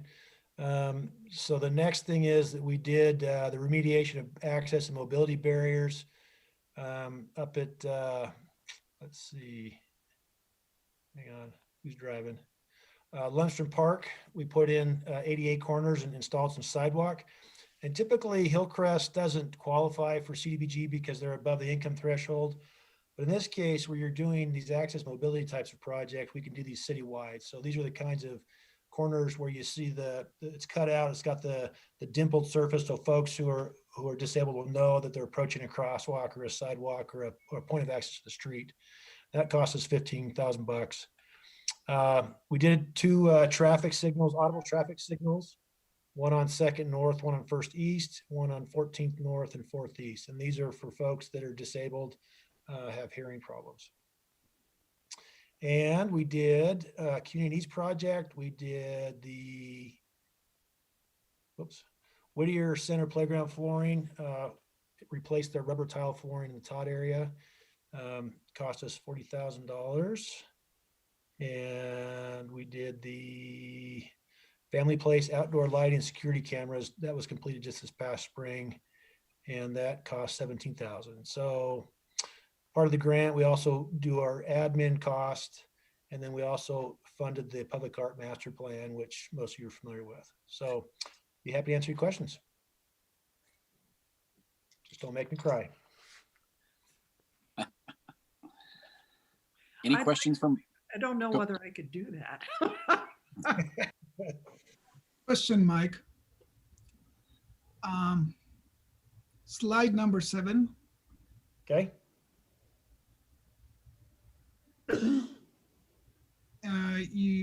If I'm understanding right, each corner, to redo each corner, it's about 4,000 some change, or? Yeah, it depends. It depends on what's required in the roadway from a drainage perspective and a grading perspective. This we got by pretty cheap because we put in, it's redundant. We put in 500 lineal feet of sidewalk and then the 4 corners. I And, see. yeah, generally the corners, they average about $5,000 each. That's the average that we kind of hear, and it kind of depends obviously on the market, but that's what we typically budget for. And if you're familiar with the city, we have a lot of corners that aren't ADA, and we have a lot of areas that are missing sidewalks. So it's we're incrementally ticking off things off the list. So Mike, the corners are 5,000. How much is a linear foot of sidewalk, curb and gutter now? I don't know.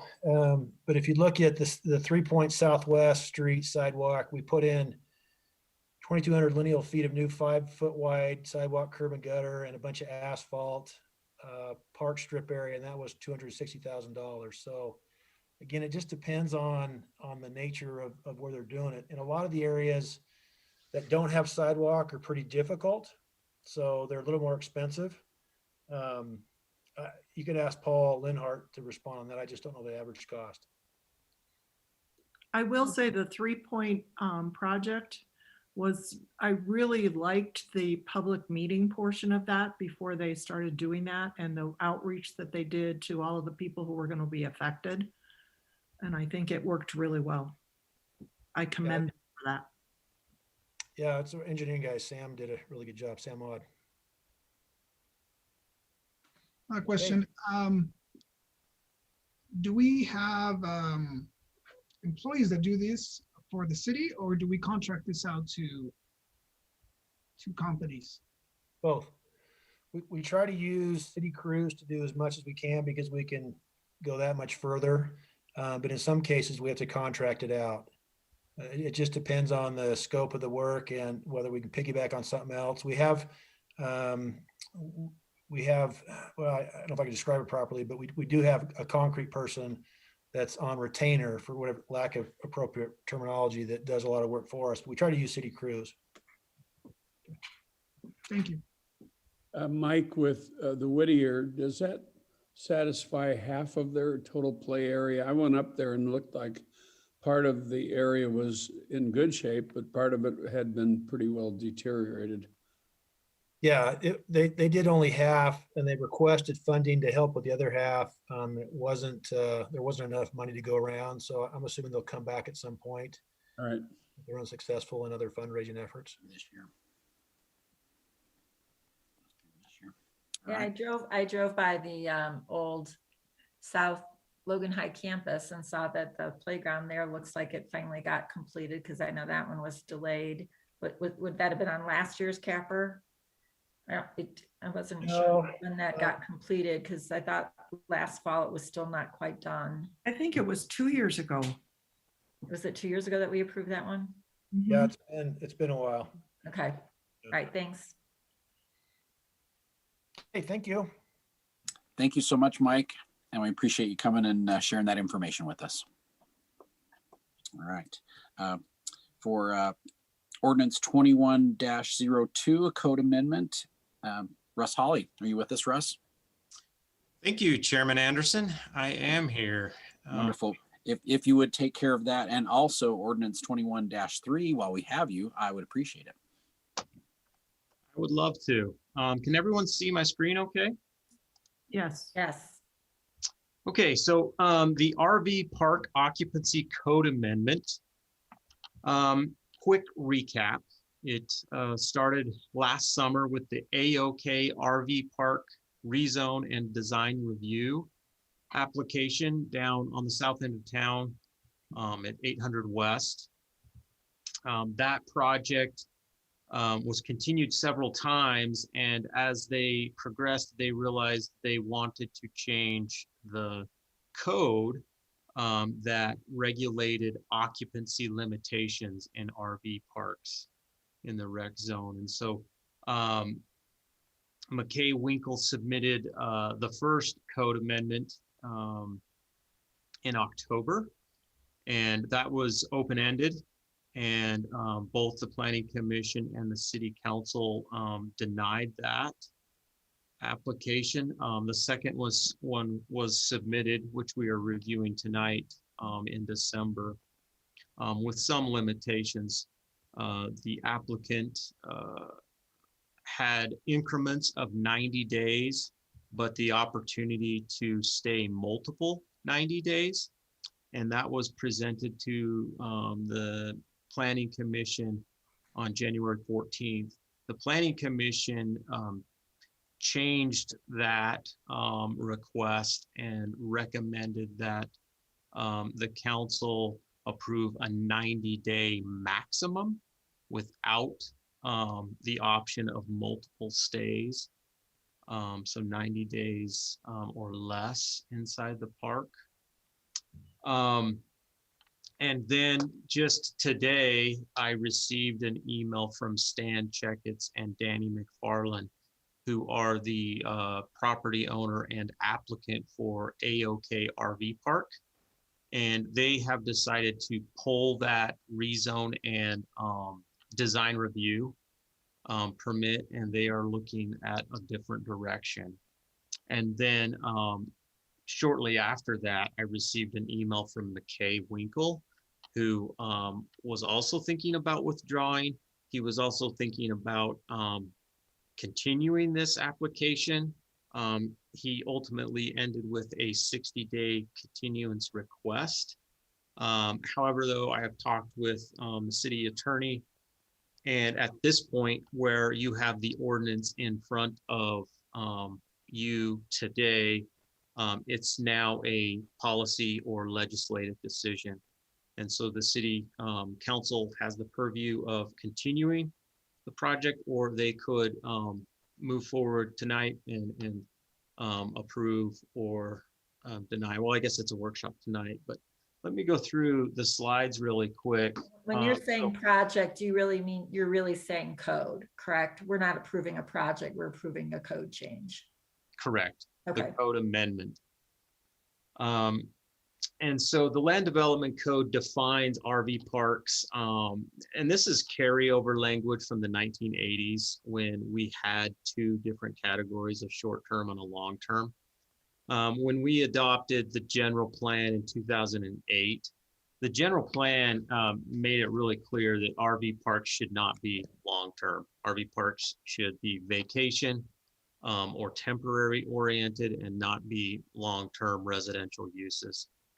Other sections of the land development code define RV parks in a similar way, but the definition section retained the long-term. And the Planning Commission's recommendation is to just simply remove the long-term definition altogether, as you see here struck out in red, and then remove short-term up here and simply define RV park as one category, and then define it as 90 days or less. So Russ, can I interrupt with a question? So even though we still have some that are grandfathered in with long-term, it's okay to remove it from the code? Because we're not authorizing new ones. Is that why we're striking that? Correct. Okay. Correct. The other section of code, or the other page of code that the Planning Commission recommended to change is the land use table for the recreation zone, which RV parks are conditionally allowed in the rec zone. And it currently reads short-term occupancy less than 30 calendar days.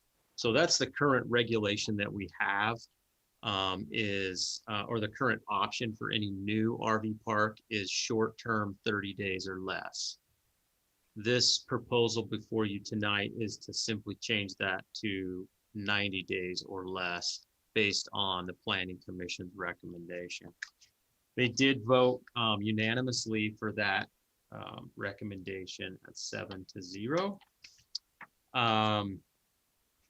And that is essentially it for the code amendment. It's 2 pages. And again, the applicant isn't sure. I had to explain that the code amendment is independent from that particular property, from that particular rezone request. The code amendment would be citywide. He is maybe exploring other possible properties, and that I think is why he ultimately requested the continuance. But at this point, it is up to the council, and I am happy to answer any other questions concerning this code amendment. Russ, is it fair to say that when the Planning Commission discussed this, they wanted 90 days and you had to leave? Yes, as it's proposed and written here, it's you have 90 days on that property, and then you have to leave the property. You Now, can't. there's nothing that doesn't stop someone from leaving the property for 24 hours and then coming back. But they could do that today with the 30-day limitation. But you do have to leave the property, I guess, terminate your lease and then start a new one. But the original proposal from the applicant was you don't have to leave. You just have incremental 90-day stay options that could be indefinite. And that was the real concern with the Planning Commission as well as staff is when you have long-term residential uses within the RV park, we tend to get more complaints and have more negative impacts associated with those long-term users. Well, it makes sense that if you have to keep the mobile home in condition that it can be moved, it's going to imply that they're going to take better care of it. If you can, park something for a year, you're not going to, the tires, the motor, all of those, it's a fifth wheel or whatever, it's, it makes sense that it would have to then be maintained better if it's going to have to be moved. So. Do we have any data that summer citizens would come and stay for 90 days? I mean, is that a common occurrence? Summer citizens stay up on campus. I know, but I mean, somebody might want to bring their RV from wherever that might be. Yeah, that was one of the main arguments from the applicant. It was discussed heavily at the Planning Commission meeting. Is some people vacation for longer than 30 days, and the summer citizens are one of those groups. So yeah. Okay. Hey, Council. Go ahead, Tom. The question, yeah, we have you call this an RV park. Is there a difference between this and a mobile home subdivision? Yes, so a mobile home is designed to be a permanent residential living situation. The construction of the mobile home is quite different. They're actually taken off the wheels. They're fastened to the ground with a series of anchors and a foundation system. Where an RV park is there's still a V there which says recreation vehicle, and so yeah, they're mobile. You move them around and vacate. But yeah, there's a distinct difference. We have zoning for mobile home parks in a different zoning designation as well. Well, yeah, the owner of the palatial living was a good friend of mine, and I noticed how he maintained it, and what he did was every lot for a mobile home was equivalent of a city building lot, so that if it didn't work, he could have converted it. So that's been successful. I'd hate to see something like that be outlawed. So I think what you're saying is it's still permitted. This proposed code amendment only impacts RV parks and the recreation zone. It would not impact any mobile home park or mobile home zone. No, I understood that. I had deviated over to this other one, so Oh, I apologize. thank you. Council, Sorry. go ahead, Ernesto. Do we have any data on what similar sized cities have for their limits? And Yeah, we did some kind of just rough research. We looked at Draper, Farmington, Ogden, and they were mostly short term. They were around that 30-day kind of stay length.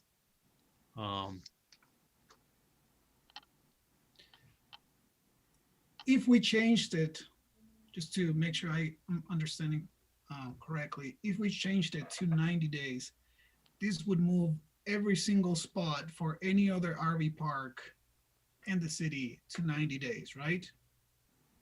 Correct. It's a citywide code amendment. Good question. Council, we've got the proponent, McKay Winkle, has raised his hand. Would you like to hear from him? I know it's not a public meeting, but he did propose the ordinance. Is that correct, Russ? We don't usually let proponents talk at workshops. Up to you now, Mark. Okay. I was not sure what you all would like to do. That's why I asked. So I've let people speak in a workshop on occasion. So I mean, that's your call. You get the crown this year. I get to do it. Well, since it's not just someone from the public, but he also proposed this, I'm willing to allow McKay to participate. So McKay, you had something to say. Thank you for being patient. Everybody, appreciate the time. Can you hear me all right? Yeah. Yeah. Great. Yeah, I just want to say, I think Russ give a great recap. Essentially, we don't really have a project now with, property owner going a different direction. And so we were most likely leaning towards just pulling it and still feel that way. But we may look at some other parcels and see if we can make it work. And that's the reason why we thought, well, maybe a continuance would work and we could bring it back later. But if we don't have a project, this isn't something we'd be in favor of. Great. Thank you for your comments, McKay. I appreciate the time. Thanks. All right. Yep, no problem. So from a procedural standpoint, do we typically continue when it gets to a public hearing and an action item versus when it's at the workshop phase? Refresh my memory. Oh, Jeannie and Tom, you elders who have more experience in this than us. Well, I suppose I've never continued a workshop item because then you mess up the whole public hearing process. But my question to you is, to all of you is this something we want to entertain at this point in time? It would be, it's a code change. And as a code change, we can do that whenever we want to do it. And we can change whatever code a majority of us wants to change, I assume, as long as Kimber doesn't get mad. Hi, Kimber. But, I think that there's merit in us having the discussion and having the public hearing with respect to this change in length of time. And we can decide up or down whether we want to change the length of time at this point in time. And then I believe that should someone come through and want to start it again, they can do the process again. Because if you continue it you have to continue it to a certain point in time. That would be a month, 2 months at the most. And then you would, sort of, you have to either keep continuing it and pushing it back, or you have to make a decision at some point in time. That was going to be my suggestion is let's keep things moving forward and we can decide, next council meeting, how we'd like to proceed with this. But I think we should keep it going. Jeannie said it well. It's a code issue. It's not related to a property at this point, but if it's a good code change, then we do it. Yeah. You can always change it again if you want. And Russ, if you have that information that Ernesto asked about other communities, that might be good to see for us when it comes up as a public hearing next week. I I agree. can put that in the packet for next time. Great, thank you. That'd be great. Thank you. Yeah.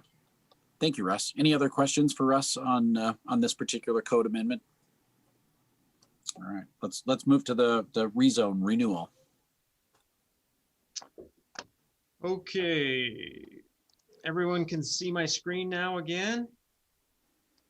Yes. All right, so this is a rezone request located at 286 South, 100 West. It's just east of the high school and just southwest of the old Deseret Industry Building, which is now the Beehive Grill.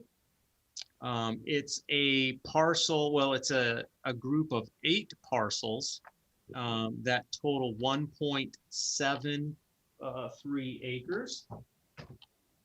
And the future land use map indicates the entire block as commercial. The areas north of here in the pink color are the downtown zones, and then the yellow are your single family. And then this light blue directly to the west is the public, and that is the high school complex. So currently, though, the area is split as multifamily, or excuse me, MR12, or it's called mixed residential 12, and commercial. 5 of the parcels are MR12, 2 are commercial. Most of the block is zoned commercial. The upper northwest corner is zoned MR12 as well. To the south, that block is split And then to the north, you have the town center 1 zone or the downtown zone, and then the high school is zoned public. So this just shows a little closer up view, as you can get kind of a lay of the land and the size of the parcel. Russ, could I ask could I say something right away while you have that picture up? You bet. The little piece of commercial that you see that faces First West is really only a driveway and a parking lot. It's not a building. So just. Are you talking currently. about this area here? Yes, right, Currently it's a driveway, right? right. It's Currently, a, there's a it's a driveway. and city, parking yeah, it's a city-owned parking lot area here. lot. So technically it would be public, right? Mm-hmm. You know, I mean, if it were, but anyway. And is the theory behind the half and half blocks, did it have something to do with doing some sort of transition between NR6 and commercial? Somewhat. I mean, the theory here is most of the land use along Main Street is commercial in nature. And Right. so it's crept into the middle, or in some cases, all the way through the block. Whereas the land uses on the other side of the block remain residential in nature, and so they've stayed that way. But again, if you look at the long-term plan is to go commercial through the entire block. And then we have adopted those transitional development requirements when you have a higher intensity zone located next to like a lower density single family area. There's additional setbacks, there's height limitations. And so we typically handle buffering or compatibility through that. But in some cases, we do have what they call the transect zone, where you have a series of zones that step down over a length of period, or a length of city. Okay, so this is the proposal to go to mixed use. So mixed use is not what the FLUP indicates, but the mixed use zone is similar in nature to the commercial zone. Some of the big differences, though, are the amount of residential that's allowed. You can achieve higher densities.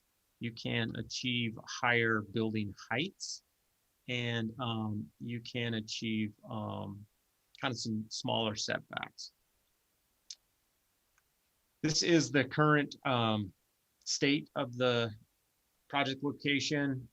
These are the 5 homes there on the corner.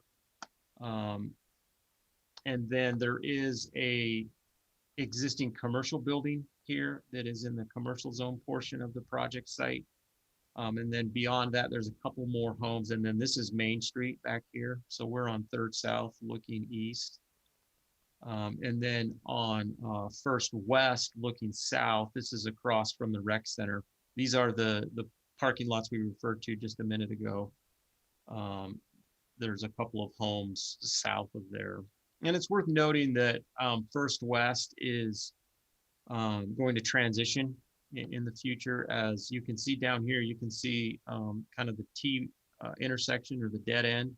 That's going to continue south, and First West will connect eventually to Highway 89. So we're anticipating some higher traffic volumes there. This is just a recent aerial photograph that shows each individual property. There's a couple of vacant ones here. And then this is that little commercial building that I showed. And then these are the 5 homes here.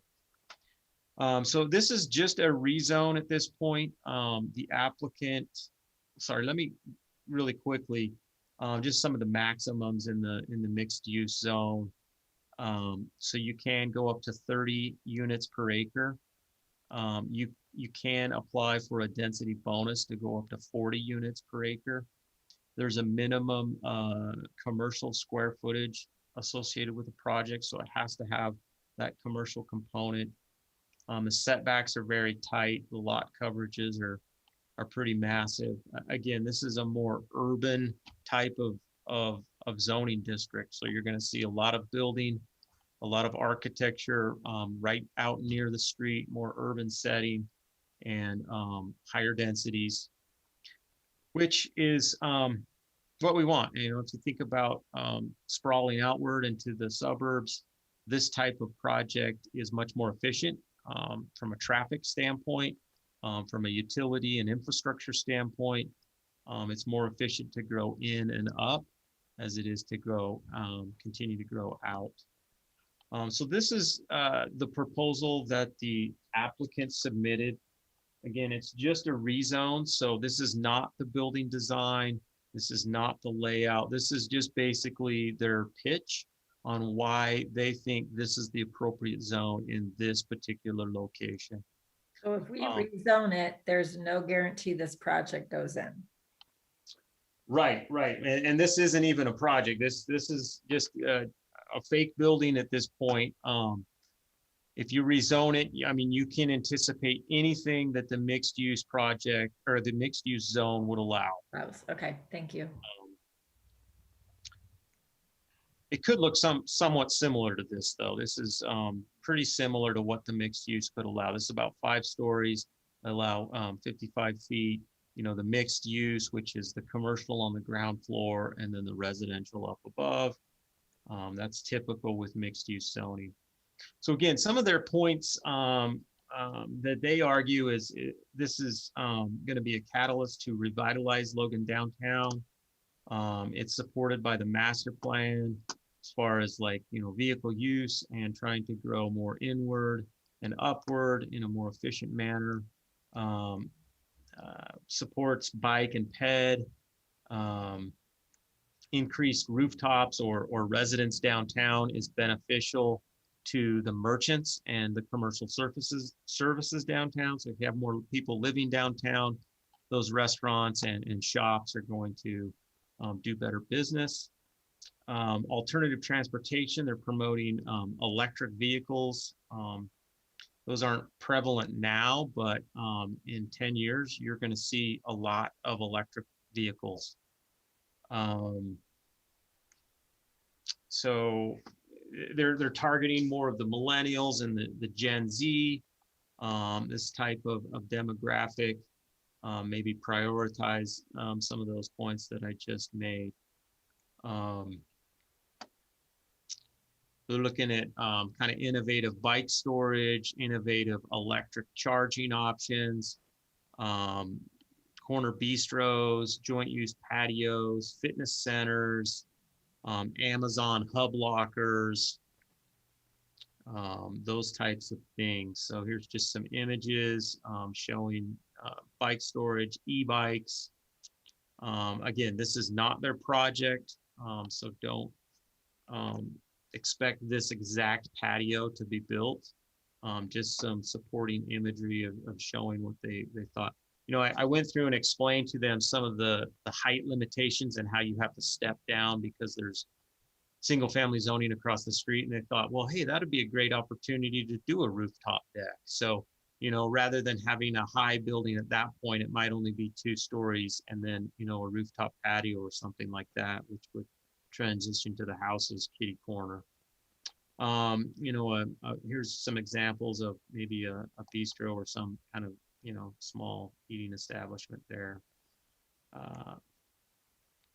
Fitness centers. And then this kind of just touches on their project. They are anticipating a submittal if the rezone is successful, a design review submittal to the Planning Commission for a project approval. And this is kind of the parameters of what they're looking at. Again, it hasn't been finalized from a design standpoint, but you know, they're looking at about 10,000 square feet of commercial space on that ground floor, 69 residential units. Most of them are the smaller 1-bedroom, and then some of the amenities there that are listed. Again, this is just a site plan, but, you know, probably looking at some sort of L-shaped building that would sit at the corner with some surface parking, maybe a limited amount of structure, or maybe some garage type things, but mainly surface parking with an L-shaped building at the corner is what they're thinking at this point. So that's renewal rezone. As we went through planning commission liked it. They did, let's see, I think it was 6-1 on that vote for a favorable recommendation. We did have a couple of comments at that point. Downtown Alliance was in support. We had a neighbor in the kitty corner kind of single family area that was a little bit hesitant. She didn't outright oppose it, but she's just a little bit worried about growth and traffic and things like that. As you do have some more older established residential neighborhoods directly south and west of here. So that's about it, but I'd be happy to answer any questions at this point. I actually had a resident in that area call me today with some, questions and concerns, and kind of talk through the current zoning and the change in zoning. And the individual may not have been aware that it was already zoned MR12 because it's existing single family homes. So I think sometimes people out in our community don't understand that just because what's sitting on property doesn't mean that that's what the zoning for the property is. So I encourage her to come next week when we have our public hearing and voice her questions or her concerns to us then. And I know the individual who was at Planning Commission was also concerned that the zoning would spread into the single family neighborhood. And so I think that her concern is more to protect the single family residences that are on the west side of 100 West as much as anything else. So I think she was concerned that this was like the beginning of a creep. So yeah, so Russ, that NR6 that's across like kitty corner from it, what's the future land use for that? Does that stay NR6 in our future land use? Yeah, so that entire kind of block stays yellow. These blocks are yellow. Now this goes to more mixed use, and this is over by the kind of by the Crum Brothers and the nursery, and then this corner's that old silo. Yeah, didn't we approve a project for that or something like years and years ago? Is that what's going on with that? So totally different topic, I know, but yeah, it kind of got stalled out, so it expired. I'm not sure what's going to happen there. okay. But it is expired. They'd have to resubmit that. Yeah. Well, the First West will change as the bridge goes across, and there will be increased traffic down there. We potentially will see a change as a result of the Main Street study. So I can see this First West being urbanized. I don't, in my lifetime, see it jumping across to take out the families on the west side or anything like that. But I do see it going south at least.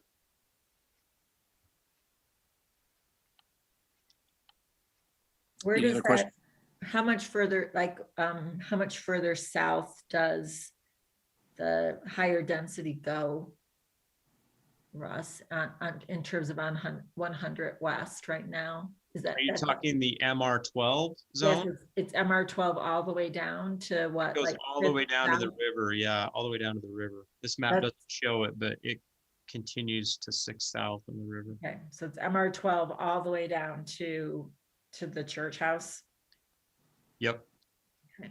The church house is zoned NR6, and then as you go across the river, then you have the Logan Gateway project or the Adams Wealth building, which Okay. is all now zoned commercial.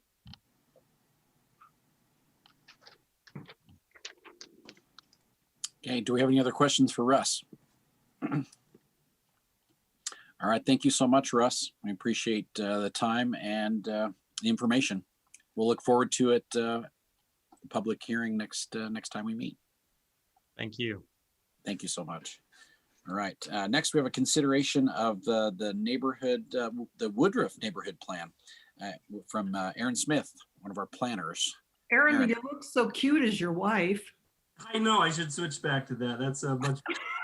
Zoom image. There we go. There we go. I tried to change the picture out to stop any confusion, but I crashed Zoom trying to. So I was like, I'll just go with it. So I'm presenting the Woodruff plan. Let me share a screen here.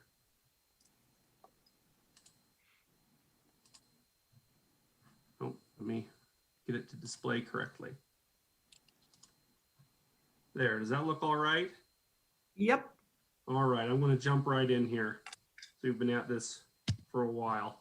So the Woodruff plan, you know, our comprehensive plan kind of directs us to go in and do these neighborhood plans to try to apply the principles of our general plan down at the neighborhood level. And so we've tackled a few of these, including Hillcrest and Adams. Now we've been working on this Woodruff one for a number of years, and it's had sort of its fits and starts, but has finally come together to come forward to the council for consideration. Just in case there's some orientation issues, Woodruff is the southwest area of Logan. You kind of see a little image there on the right. And the plan's really broken into 5 parts, and I'll try not to get too tied down in the minutia of each section, but kind of give you a brief overview of all of them. We have a physical inventory that's really looking at the physical elements of the neighborhood, you know, land use, housing, transportation, parks, those sort of things. We have a social inventory that kind of delves into the demographics of the neighborhood. We have an analysis section that tries to figure out how that all plays together and where there's potential areas for improvement or potential issues coming down the pipe, as it were. And then we have our public participation section where we cover what we've learned from our open house and surveys. And then we build all that into the recommendations section. And that's really 2 parts. There's value statements that sort of are the groundwork for the recommendations, and the recommendations all relate back to those value statements. So I'll kind of briefly go through these sections and then hit those recommendations. So highlights from the physical inventory, zoning land use wise has a large percentage of NR6, you know, single family residential zoning. And obviously with that big recreational core, it has a large percent of recreational zoning. There are area constraints to growth out to the west. You know, there's wetlands, the river, those sort of things out there. And then you really have a very defined commercial industrial area along US 8991. The housing, it varies based on area. So in the historic core, there's quite a mix of housing. While you can have a single family residence next to a fourplex, it's more varied in lot size and structure type. As you move out towards the west, when we started to go towards single family zones, exclusive single family zones in the 70s, you see mostly just single family suburban type development. But you do have high ownership rates in Woodruff. The last study we had at 79% home ownership rate, which is one of the highest neighborhoods other than Hillcrest. So that's nice to see. Transportation wise, 2 main roads to consider, US 8991 and then 10th West. The other one, which was just mentioned, was the expansion of 100 West as a connection to the highway, somewhat of a main street bypass. And then also in the future, some sort of arterial road out around 20th, 1600 West area. And that would align with future signalization on the highway, or current signalization. Public areas, that recreational core is very, very prominent. You got fairgrounds, Willow Park, golf course. Then really looking at the new parks and open spaces further to the west and how it all ties together. That's sort of the highlights of the physical inventory. Social inventory, nearing 12,000 residents out here. There's a large Hispanic Latino population in this neighborhood as well, almost 29%. And there's a large percentage compared to Logan of families with kids, with the median income being slightly higher than Logan's median income. With family and kids likely due to less student rental pressure out here. So this is where families end up moving to. Because this, one of the issues with getting this plan going was just the, it's a large area and it's a very diverse area. So to help break it down, we defined 3 sort of planning areas that I'll refer to a lot, or refer to a lot in the plan. And that's the historic core. So this is really that area from Main Street to 6th West. This is the old historic grid pattern area, and it has also incorporates that recreational core. The highway, this is the commercial job center of the neighborhood, where we're looking at developing nodes around intersections and increasing neighborhood connectivity. And then West Woodruff is really the growth, everything pushing out past 10th into the what's annexation areas, then those residential areas in West Woodruff. And this is also where more of the sensitive lands are located that I'd mentioned. Highlights from the workshops and survey. There's interest in the neighborhood in protecting the open space and recreational resources. Residents would like to see us plan for new single-family housing in the area. They'd like to see improvements to accessibility along 10th West, providing sidewalks around community resources like the parks and fairgrounds, those areas. And then provide new and connect the recreational resources out past 10th West. One thing that came up quite often was need for playground, active recreation out there, not just the trails and open space. Then provide traffic calming along 100 West. This came up quite a bit with concerns of the expansion of that road and how we are running this through what has historically been a single family neighborhood, and what sort of impact that'll have and how to protect that part of the neighborhood. So we took all that information and we developed these value statements for Woodruff as a whole and then for the individual planning areas. So Woodruff wide, residents really valued the high quality and availability of recreational amenities. They valued the open space, agrarian character of the neighborhood. They valued the diversity of people that live in this neighborhood. They valued attracting families to stay in that neighborhood long term. Historic core really valued the walkability, pedestrian oriented neighborhood with streets that are connected to the various parks and get, walk downtown, walk to the school, those sort of activities that's very easily done in that part of town. And then also valued the preservation, rejuvenation of those historic and aging homes, which are those blocks that we were just discussing. The highway, residents valued the convenient connectivity to the neighborhood, valued improved and new access to commercial centers and nodes, and value the preservation of an open agrarian character as a community gateway. West Woodruff value statements value development that matches the existing character of that area. They value the expansion of recreational resources and valued improvements at 10th West. So all those value statements, the recommendations, the actual projects, their proposals, all tie back into those individually. So, with a value statement about the recreational amenities, sometimes we already have a lot of good plan work in place on these things, and this plan can just affirm that. In this case, we have our bicycle pedestrian master plan. We have a recently approved Blue Trail plan. These are the sort of things that will help further those neighborhood-wide network of recreational amenities. And there are areas that may require future planning efforts as well. Looking at the open space and agrarian character of the neighborhood, developing an actual Logan City open space plan that's identifying these policies and putting together funding strategies for implementation. That's somewhere where this plan could go further, or with additional planning efforts may require consultations and further action. So that's an area that's sort of future planning. Diversity in the neighborhood. The Planning Commission, in their recommending this plan forward, included one additional recommendation. That's his first one, and that's to actively encourage, recruit, and invite interested Latinx community members to participate in neighborhood planning process.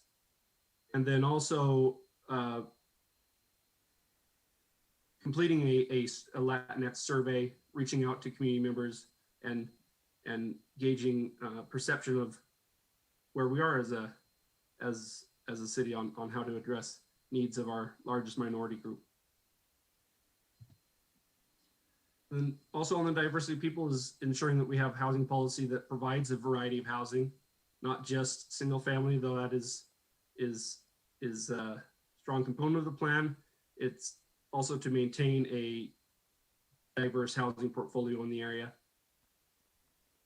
And then we have housing grant programs. We need to make sure that we're reaching out to the Latino community, making sure that those are available and that community members are aware of what resources we have to help improve housing in our neighborhoods. Attracting single-family home, attracting families to stay is looking at zoning additional areas in R4. In the last few years, we did go through this area and up and down zoned several areas to NR4, but as we look at the annexation area further to the west, on the future land use plan, a lot of those areas are just designated detached residential, but the recommendation of this plan is to consider some of those areas for NR4, which is looking at lot sizes in this area. There's not a lot. You have equestrian estates that really meets that sort of lot size and a little bit over here, but overall the types of lots available in this neighborhood are generally smaller, but this would provide more opportunity for some larger lots as people are looking for a diversity of housing. Walkability, providing sidewalks, filling in those gaps. We mentioned some of this in the CDBG, but we use CDBG funding to put in sidewalks in neighborhoods like this where they're historically developed without sidewalks, and we can fill those gaps. One of the areas with a lot of missing sidewalks is the area around the fairgrounds in Willow Park. We've been chipping away at some of that, but there's more effort to be made there to make that area connected. Then Park Avenue, I'll switch over this slide real quick. Park Avenue, while you have the neighborhood to the north and a lot of recreational amenities to the south, there's not a conveniently located path connecting the two. Park Avenue is a street that probably just needs to grow up a little bit and get some more resources in place, infrastructure in place to provide that connection. And then the 10th West pedestrian improvements with the expansion of that road and connection to the highway, we'd be looking at where can we do pedestrian improvements to really make that a street that connects the neighborhood, doesn't divide it. So we'd be looking at pedestrian refuge. You mean First West, don't you? Sorry, did I say 10th? First West. We'd be looking at pedestrian refuge medians, roundabouts, bulb outs, those sort of improvements along that corridor to prevent it becoming a barrier to mobility. Continued investment in housing rehabilitation assistance as a way to preserve historic homes and blocks. And connectivity to the neighborhood, signalization along South Highway. This is a lot of these are already covered in other plans, so I don't highlight too much here. Signalization along South Main and improved access to commercial centers. A lot of these public works is already working with UDOT to move forward. And development that matches existing character. I'll highlight kind of this West Woodruff concept plan. That is using 20th West as kind of as a suburban rural edge and having the primary land use in that western area as detached residential. And creating a network of open spaces, so sort of a green belt, using these new roads and as pathways for trails. This actually reminded me a lot of this conversation on SR 30, but as we develop these arterial roads through this area, that's a great opportunity to make these green trail connections through the area as well. And then to develop active recreation parks west of. So Aaron, this is areas that are still, these are not, have not been annexed into Logan. This Correct. area we're looking at right here. So this is Primarily. if Logan City would annex it, what would Yeah, it look like? as it comes in, what are the Okay. opportunities out there? And then signalization, I think this is already, 200 South is actually now signalized, but additional signals along 10th so that that corridor becomes a better connection for the neighborhood. Back to this concept plan, really just to summarize it, we push more intense development around the nodes. That's highlighted here with the commercial and multifamily development in those areas. Then, as I mentioned, utilizing the new improved roads as pathways that connect the neighborhood, and then preserving that rural edge defined here with the 20th West corridor, but that would be likely move a bit as final transportation plans come into. This also includes a future land use plan update. So, and do know, and you're all well aware of this, that the line with Nibley is likely to change, but as it is now, it's just shown here. So this would be the future land use plan update with detached residential, then commercial multifamily nodes. And I'll jump into each of these, highlight these real quick. The detached residential area is approximately 490 acres at a density of about 2.5 to 3 units an acre. You could have about 1,200 new units, new homes out in that area. This is an area with more environmental constraints. That'd be considered on a development basis. Mixed residential down around the nodes. This is based on a 1,400 foot radius from intersections, similar to the 700 foot radius that we currently have in our gateway overlay for commercial zoning. So it just doubled that and kind of pulled those areas that were off the highway as multifamily, as what we call mixed residential in a future land use plan. And the commercial, this is once again at those nodes. This is that 700 foot radius, which is kind of designated from our south gateway overlay. And there's about 60 acres here of commercial around those nodes. Then there's this remainder, what we call RRA, Rural Reserve Area. There's about 72 acres. This is the area between the nodes. It is already currently subject to enhanced setbacks, but you may want to consider changing that to a commercial or mixed residential designation, or just leaving that right now to push development towards those nodes, which is what we've kind of recommended here in this FLUP update. So that is my slideshow. Is there any slides that you'd like to go back to, or should I exit this slideshow?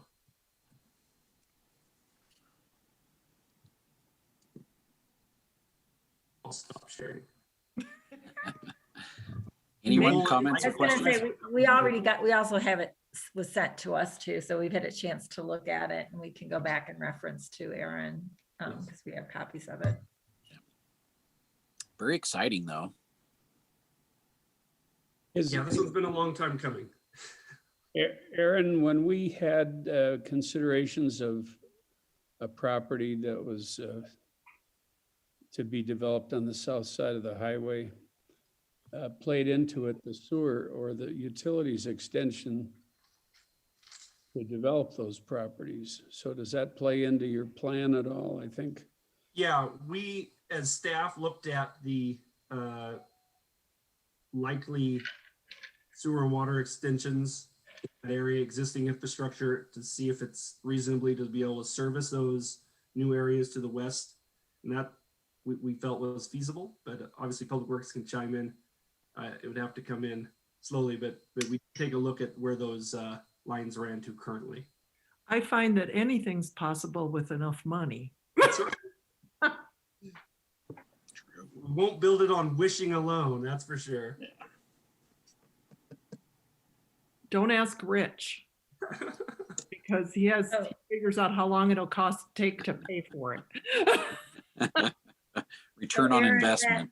As that area becomes developed, that is not yet part of Logan proper, what does that have an impact on our school district, or would those neighborhoods be zoned into the county school district at this point in time? County, They're all county. Okay. unless we somehow we can get the state to change the boundaries. Okay. So traffic growth going from there to schools in Logan is not something that needs to be addressed then, correct? Because those, I mean, I know there's not a lot of driving with kids that are in grammar school and high school, but there is some. So, but that would all shoot south. I believe so. And I know the question comes up often with these. I wish I could store that in my memory bank better on how to answer that, but I believe so. And I think one nice thing with the proposed transportation master plan is that I think that area will have pretty decent connectivity to highways, to arterial roads, which will not make it an island out there as it develops. It'll be able to jump to a store pretty quick and get to a school. Yeah. Well, to me, as I look at that, I think it's important that those communities feel a connection to the city of Logan if their kids are going to school in Nibley or River Heights or Mendon or wherever their school system ends up. And I think because so much of what drives that sense of community, I think, is builds around schools. So that request for active transportation and connection to the recreation, all of those things become super important. I think as we look at that, if those families already are going to be viewing the connection somewhere else, we really want to make sure they feel part of the Logan community and the Logan family.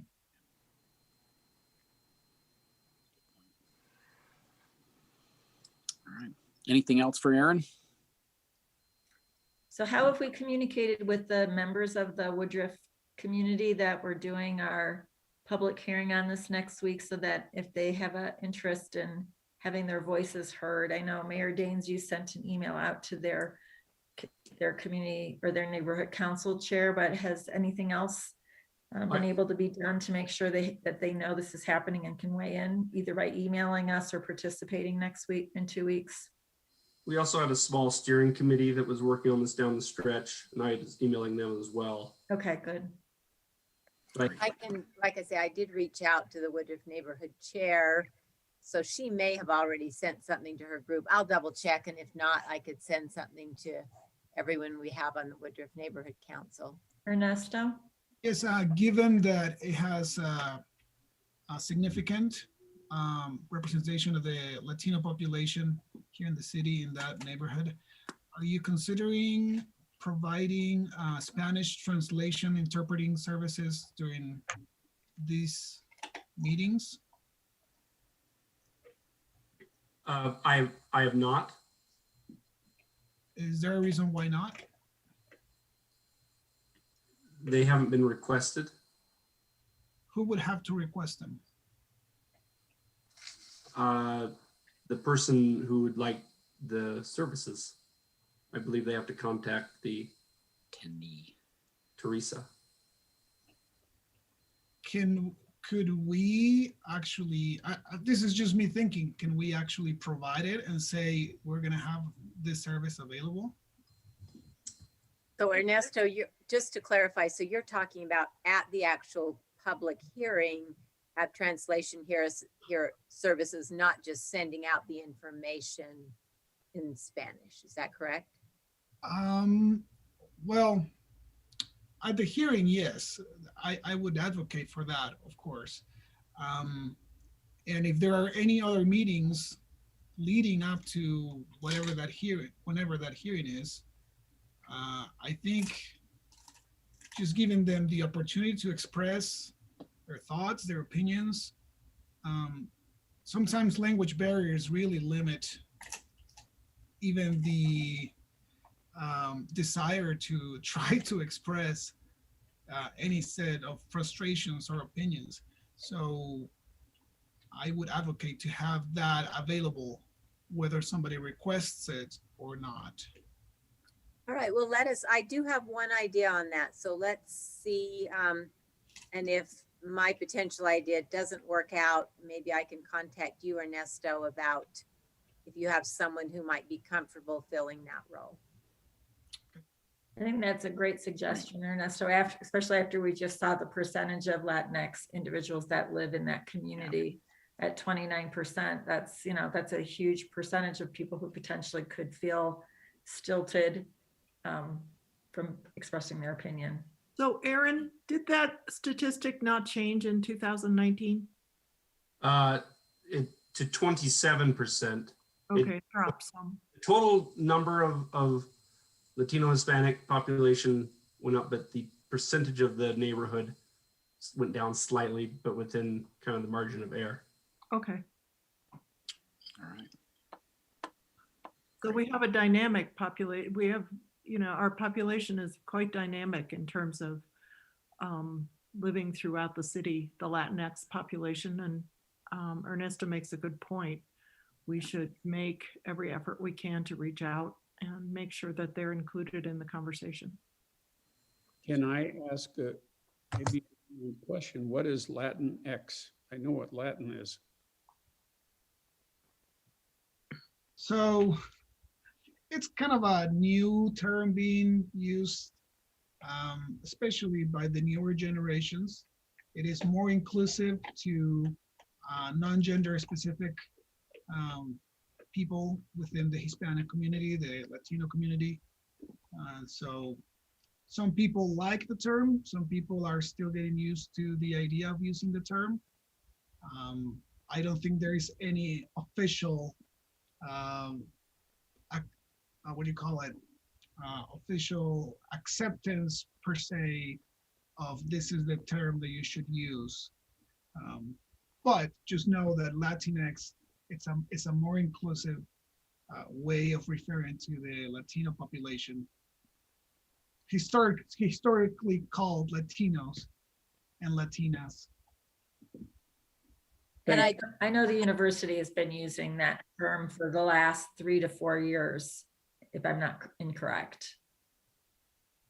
So Latinx is basically there's Non-gender. no attached to it. Yeah, It's not gender. the issue is that in Spanish, whenever you have plural, everything is masculine. And only when you have plural that are feminine, everybody is women, then you use the feminine gender of the word. But if you have a mixed group of people, then you use the masculine gender of the word. And to be more inclusive, Latinx was born. Makes sense. And I did just double check. Our new deputy city recorder, Esley Morales, is bilingual and actually did translating in her former job. And she has agreed to do that for us in 2 weeks. So problem solved. Thank you for your request. And again, I think Esley will be, that's who I was thinking of. And she jumped right in and volunteered. So we're set. Perfect. Thank you so much. Wonderful. Thank you. Aaron, thank you so much for the presentation and for all the information you've shared with us. You're welcome. Thanks for your time. Yep. Thanks for participating. So under other considerations, I don't think we have anything, but I did want to just reach out to the council in person or Zoom next time. Any thoughts for our next council meeting? We can continue as we're doing with Zoom. I know numbers are declining, but I still want everyone to feel safe and feel like they can participate. So, speaking personally, because I work in healthcare, I've had the good fortune to have received both doses of vaccine. So from a personal health standpoint, I feel very comfortable meeting in person. I still think no matter what we do, the CDC guidelines are still to do social distancing and masks, even as our numbers are going down and even as the number of people who are vaccinated is going up. So whatever you decide, Mark, I think we still need to limit the number of people in City Hall. We ourselves need to physically separate from one another as we're sitting up at the front, and we still need to encourage mask wearing. I should have my second dose by next meeting also. Okay. Well, We're the old farts that are like susceptible, I guess. You and I, Tom. I'm an old fart too, but I haven't had any. I'm not Well, woke, so I didn't know Latinx, so I'm gonna try to get more woke. all right. I will reach out to you all individually and we'll make a decision before the next time. I would say let's consider remaining on Zoom for our next meeting, and maybe March things will progress some more, so we will feel like having it in person. But yes, absolutely, with social distancing and masks in effect as well still. So I would agree with you to stay with this format through February, but through February. Okay. All right. Just want to get your input. So, all right. Anything else from anyone else on the council? All right. I think that's our meeting is complete, and we'll adjourn our our city council for today and reconvene our Logan Redevelopment Agency for a public hearing. So I almost hit leave. yes, don't leave yet. Don't leave yet, Tom. So You have I'm an gonna proposal stand to- and stretch for just a minute, so. yeah, you may stand and stretch, but in the meantime, Kirk Jensen, are you going to present our resolution 21-06 RD8 for us tonight? You bet, Mark. Happy to do that. Thank you, Kirk. You bet. Probably the easiest way is just to go over that presentation, show some of the images, just so that we're clear on what properties we're talking about and the various proposed actions and the form of assistance. So let me just share my screen here with you.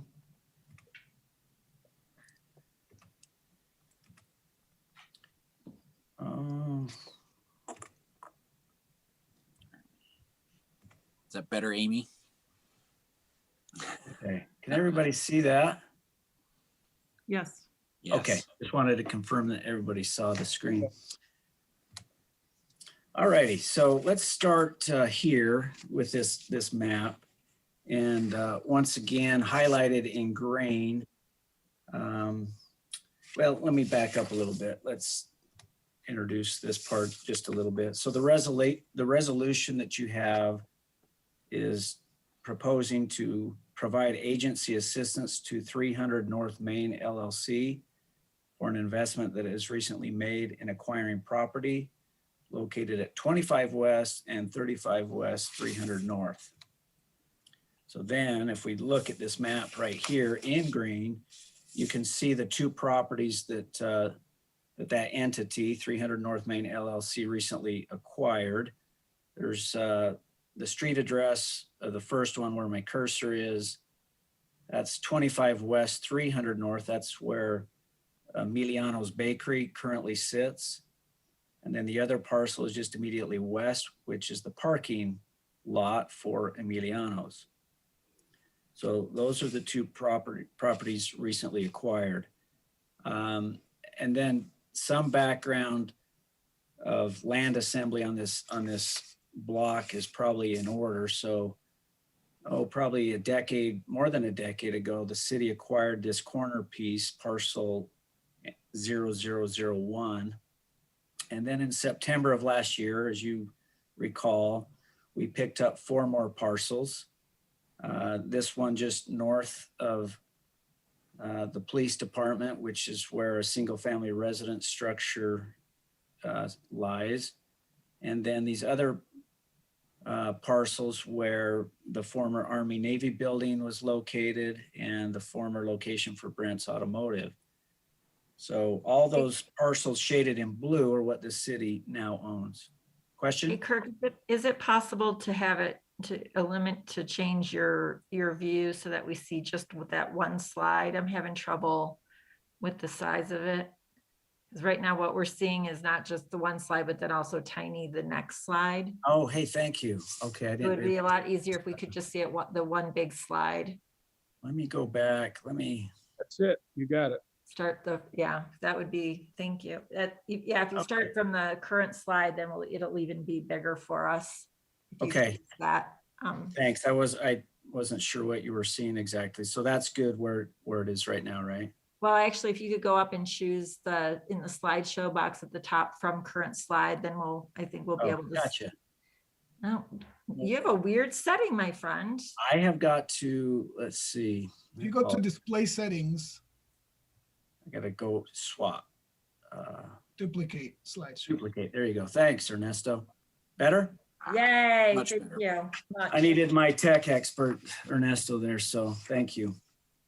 Okay, so just backing up a little bit in what I was saying. So green is what 300 North Main LLC recently acquired, and blue, everything in blue is what the city currently owns. So I was going to point out the other property, which is important to understand the ownership of, and that's the orange parcel, parcel 11, which is that commercial building.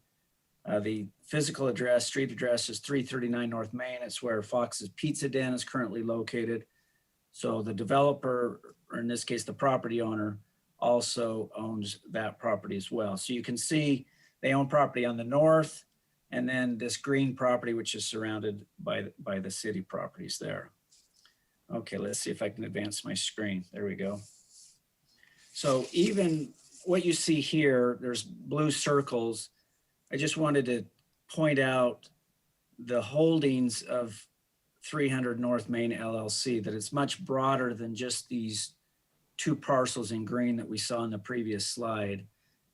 They now own that, of course. They own the orange one where Fox's Pizza Den is, which I mentioned, but even further to the north, they own that surface parking north of Fox's Pizza Den and the other businesses that are in that commercial building. But they also have an ownership stake in the office building at the southwest corner of 400 North Main, where the Washington Federal is located. So we're interacting and dealing with a party that's got clearly a vested interest in the block there. So Kurt, do they own all those parcel numbers that are parking lot between Main Street and 50 West? I wouldn't say all, because some of these that are closer to the west, I think KSM Music has one. I'd have to pull those up individually. 1, 2, 3, 4 parcel delineations within there? Yeah, now I'm messing up my screen share. I was gonna pull up a map just to answer your question real quick. It's not critical. I was just curious. They have ownership in that one there. If you see that highlighted in blue, I don't know. Can you see that one? I can't see anything but circles. Okay, we're stuck on the other. So I don't. Kurt, real Yeah. quick, everything that is against Main Street that's parking, we do own. There's a couple of small pieces that go to 50th West, like you're saying, that we don't own, but everything that's touching Main Street, we do. So all the parcels that go from Main Street to 50th West that are lines that are Yes. going east-west, you own all those parcels? Correct. Thank you. Okay, and that's Jared Nilsson speaking. So he's on the Zoom with us tonight. So he's one of the principals in 300 North Main LLC. Okay, just getting back to this. Are you seeing the proper image again? Because I flipped out, now I'm flipping back. Do you see No, that? you gotta go do your display again. Boom, there we go. Duplicate. There you go. Okay, we're in business. Okay, any more questions before I move on? Okay, then going back to this image, the green parcels, which are the subject of the resolution tonight. Again, I just wanted to point out how key these are to realizing, hopefully at some point in the future, a redevelopment here. And these parcels in green were very difficult to get under contract. The principals of 300 North Main LLC had to pay a premium to get them. So multiple parties have been trying to tie that property down for years and years, realizing the role it could play in a larger development. 300 North Main LLC finally was able to get those under contract, but had, as I said, had to pay a premium to do that. Hey, Kirk, yeah, you ought to clarify, the resolution applies to both the green and the orange parcels. Good point. Yeah, it does. And we'll kind of touch on that here in a minute. Thanks, Kimber. So the parcels in green and orange, which Kimber mentioned, what we're proposing to do here is, because of the above market price that the developers had to pay, the risk they took in doing that to secure those parcels, which, as I mentioned, are very key in a development. We're proposing that the agency make available to 300 North Main LLC a credit of $150,000 that they can then employ towards demolition costs for the structure on parcel 0009, which is shaded in green that I alluded to earlier. And they can also apply that credit also to the property shown in orange. Now, to qualify for that credit, they have to demolish the property shown in green. The one in orange is discretionary or elective. They don't have to take that down, but if they choose to do so, they also can tap into that credit up to $150,000. So basically there's some incentive there to grow the potential redevelopment site that's shown there. That obviously helps the city. You know, if we get a new development in there, it strengthens our tax base and it also eliminates blight. And I just wanted to point out that the structure on parcel 9 shown in green was listed as a deficient structure in the downtown blight analysis study that was done in conjunction with the creation of the downtown redevelopment project area some 20 years ago. So this moves us closer to realizing the achievement of that goal of eliminating blight throughout the downtown area. Okay, so to boil all that down and just to summarize the key points of the resolution, you see it there. 300 North Main LLC would have made available to them by the RDA a credit of up to $150,000 toward the demolition. As I pointed out earlier, that building at 25 West, 300 North, and then the one on the north that was in orange, the 339 North Main Street where Fox's Pizza Den is currently located. And they're, you know, as part of that agreement, they would be expected to do that as soon as is reasonably allowable, but no later than December 31st of 2025, so some 5 years from now. There's some conditions there. Condition 1, which you can see there on the screen, is that if they were to sell the property that was shown in green for more than $850,000, which is roughly what they have invested into that property, if they were to sell it within 5 years of us reimbursing them for demolition at a price north of $850,000, and if that property does not become a part of a larger development on that 300 North corner, then 300 North Main LLC would be required to reimburse the city for the amount of the demolition credit that they drew upon. So that's condition 1. Condition 2 is if they were to basically, you know, put that property out to, you know, if they were to try to sell it, the city has the first right of refusal to match any bona fide offer within that 5-year period of reimbursement. So that, in a nutshell, is what's being proposed tonight. So if you got questions, we can certainly answer those now, whether myself or Jared, who's on the call too, or Kimber, who's also involved with this.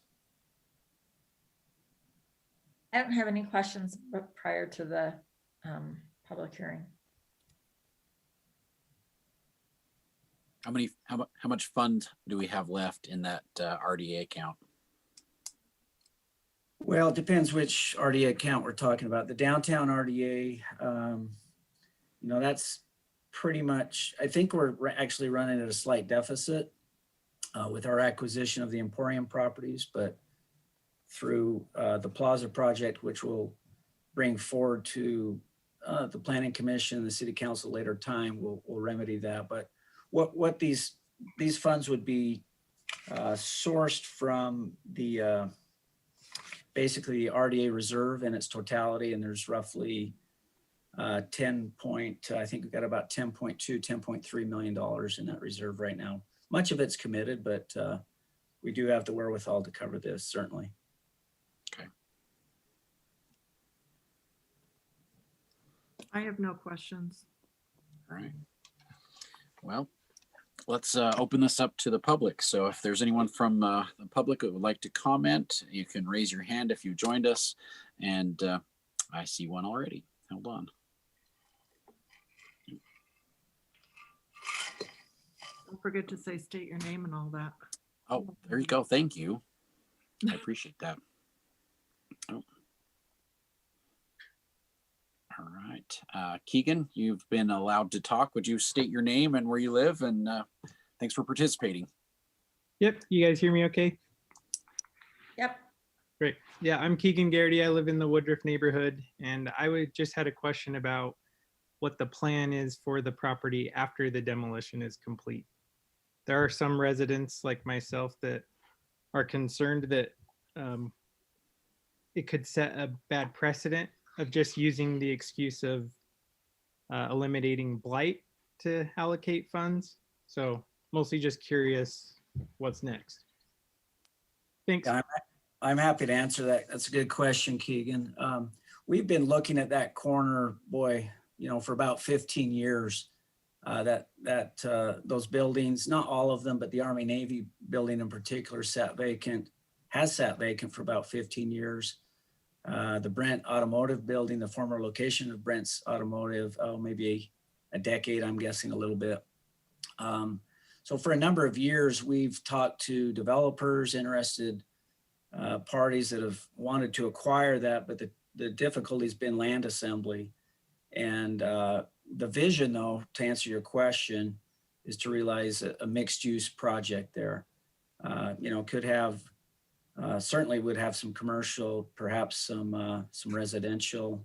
It just depends. But we've had, as I said, multiple parties for years working at this. So it's really, really satisfying, I guess, to be at a point now where the multiple facets of ownership have now been consolidated really for that corner into two owners right now. One of which has a large stake in the block, as I mentioned, with all of their other holdings, and they are a developer. So potentially, we could work out a deal with, if not them, some other party that has great interest in that corner. And that's what we hope to see, just north of the new library that will be constructed there. It'd just be one more great addition to the downtown. And eliminating blight is one of the specific things that you can use RDA funds for. So that's a very appropriate use. Again, that's the first step.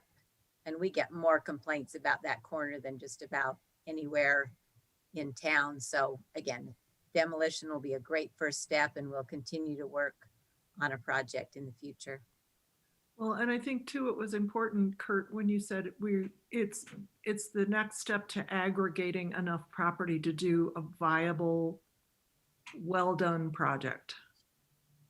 So this is just another step in that process. Yeah, and it should be noted too, in case, some may wonder, why are we,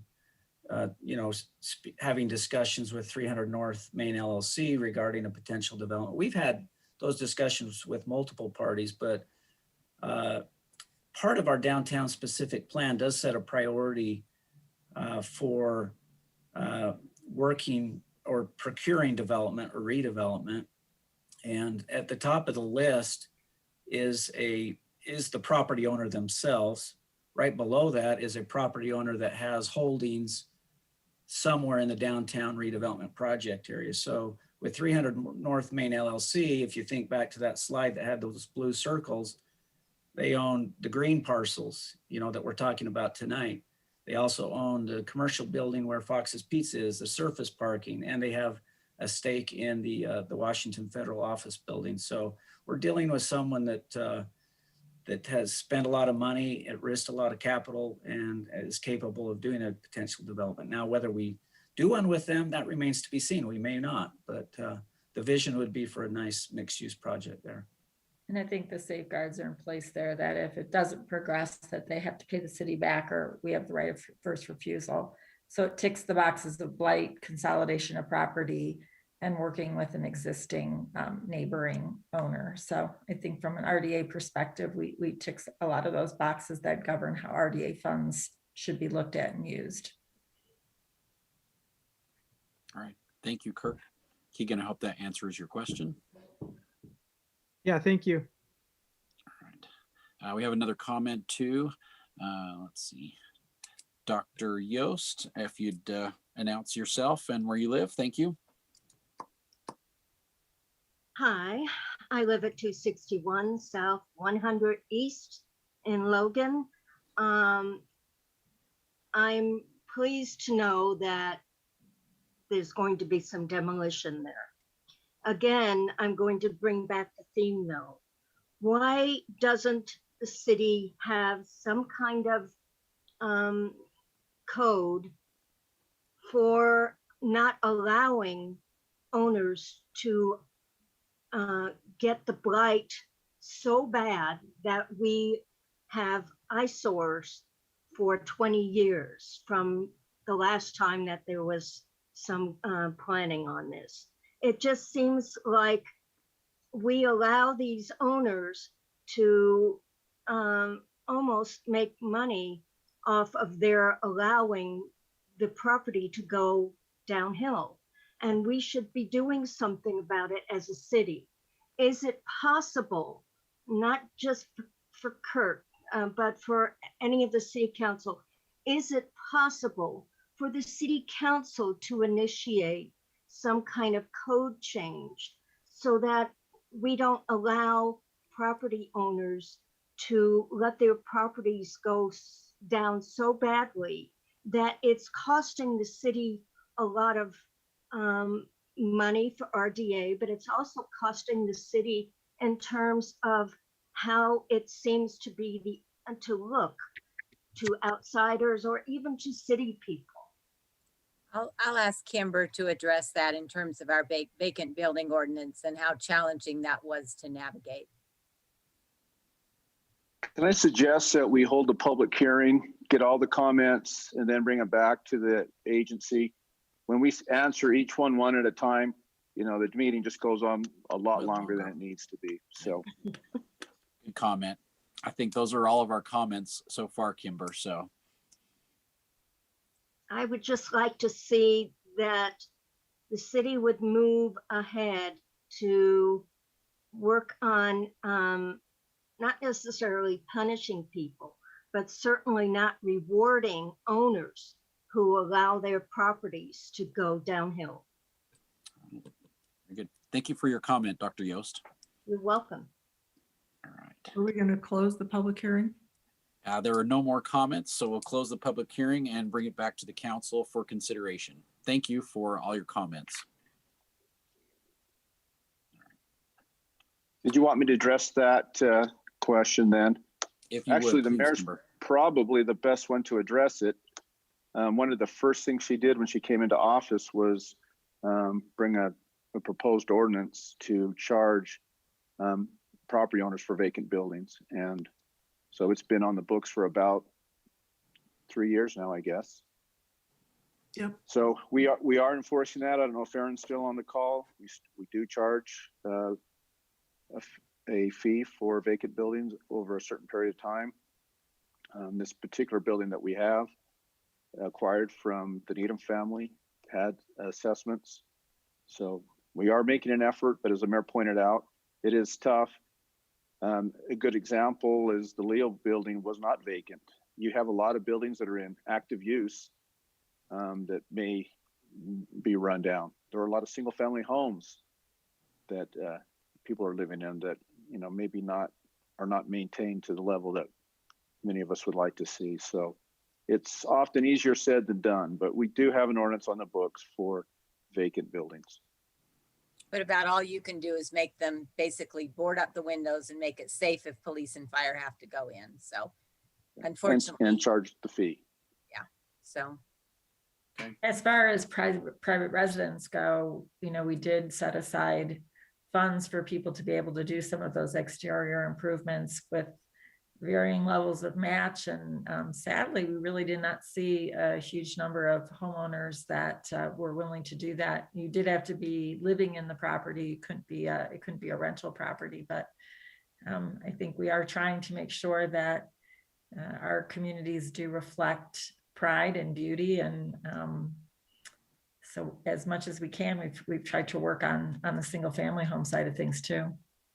And we do have a property maintenance code that we do use to enforce against single family homes. But again, we can require the basic maintenance, fix broken windows.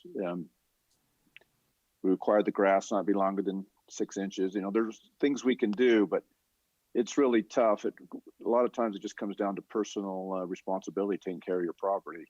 You can only go And so far with regulation, And personal property rights can fight that in some ways. and they often do. Yep. I would entertain a motion if anyone had one. I would so move that we accept, now I don't know the number. 21-06 RDA. 21-06 RDA. I second. I'm so excited about having this happen. We've had a Logan residents will cheer about this. So just so that you're even more excited, Tom, Herald Journal broke the news today that Target might be going in the old Macy's or else in Cache Valley Mall. So just gear up for everyone being super excited with the new development on this side, kitty corner from In-N-Out and Target. It's like we're going to be blatant all over again. That gets me very emotional now. There you go. Well, we've had a motion and a second. Any further discussion? And we've had emotion too, Mark, not Yes, just and emotion. emotion. Yes, and emotion. So if there's no further discussion, all in favor, please say aye. Aye. Aye. Aye. Any opposed? All right, motion it carries. So resolution 21-06 RDA passes. All right, unless there's anything else from council, we will adjourn our meeting. Thank you all so much. We everyone. are adjourned. Thank you, Mark. Have a great night. Good night. You as well.